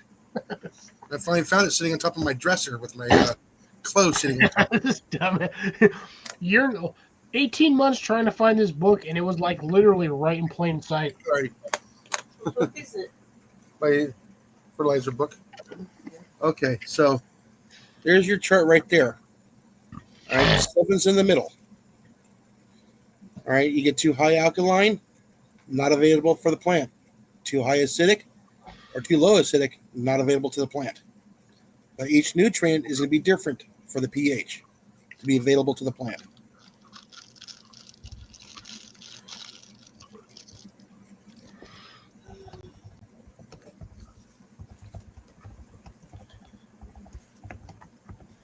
Yeah, so as soon as you get to 5.5, a lot of stuff drops off. Iron becomes available. Manganese becomes available. Boron becomes available. Copper and zinc becomes available. You'll lose magnesium, calcium, sulfur, potassium, phosphorus, nitrogen will fall off. So, yeah, if you can get this book, get it. It will help. What else we were talking about in this one? Sure. I still have my my markers on here. The nitrogen cycle goes over that. What else was available that we did?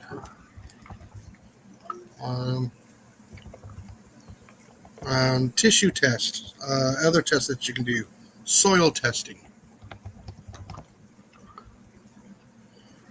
Okay. I mean, you got definitions in here. There's all kinds of stuff in here.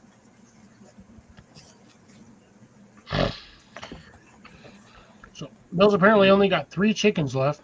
How do you have 3 chickens? At least by this point, you should have at least half a dozen, or if not a dozen chickens.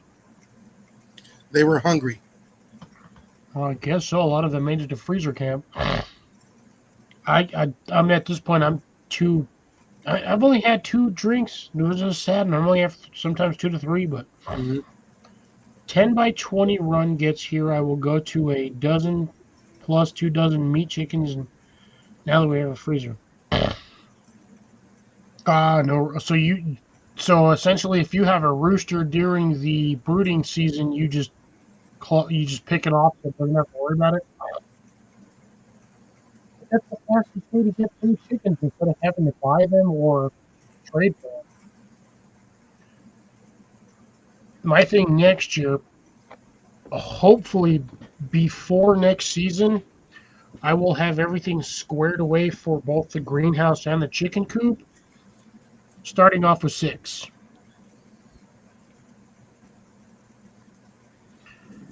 I don't know if I'm going to get Tractor Supply chickens, which can be whatever.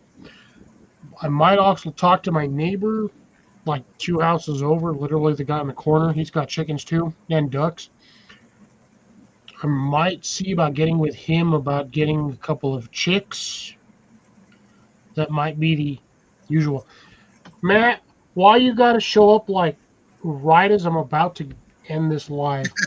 Hey, Matt. Killing me, you little turd. But appreciate you stopping by, brother. 100%. Yeah, thank you. Well, isn't your chicken poop good? Like once you mix it, it's going to be a hot compost anyway.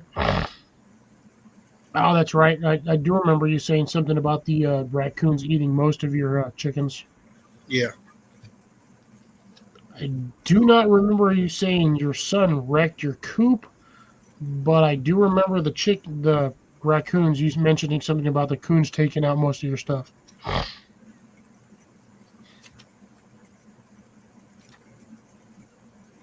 Yeah, there's so much information. It's hard to read because you kind of want to fall asleep unless you're a science nerd. Soil Which nerd. neither of us are, but I mean, I had once to read it because there's a lot of stuff in here pertaining to a lot of the tests I was taking. you have to read books like that like half a dozen times to retain the information. Jay is a silent science nerd. Yes, I am. I can learn a lot of information from him because he's technically been doing this longer than I have. And that's not even the gardening aspect. That's because he worked for the city. He has a lot of that base knowledge of chemical compositions. Yeah, but like I said, my specialize was sports turf. That's what I went to school for. Yep, got a degree in that. But anyways, ladies and gentlemen, both myself and this guy have to get done. It's already 11 o'clock Jason's time, 10 p.m. my time. Yeah.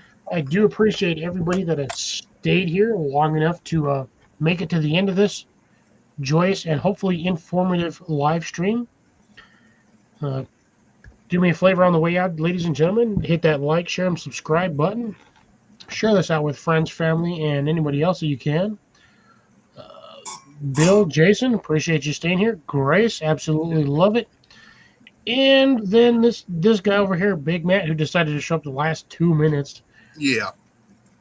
But anyways, y'all be well, be safe. I will catch you guys on the next one, which will be his channel on main channel on Wednesday, where we have call-in on Tuesday. So catch y'all on the flip side, and we can continue this on either Wednesday or Saturday of next week.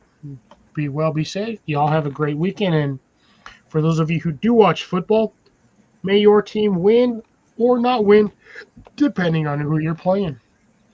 Catch y'all on the flip side. All right. Fox Outdoors and Jason signing off. And don't forget to slap a rat.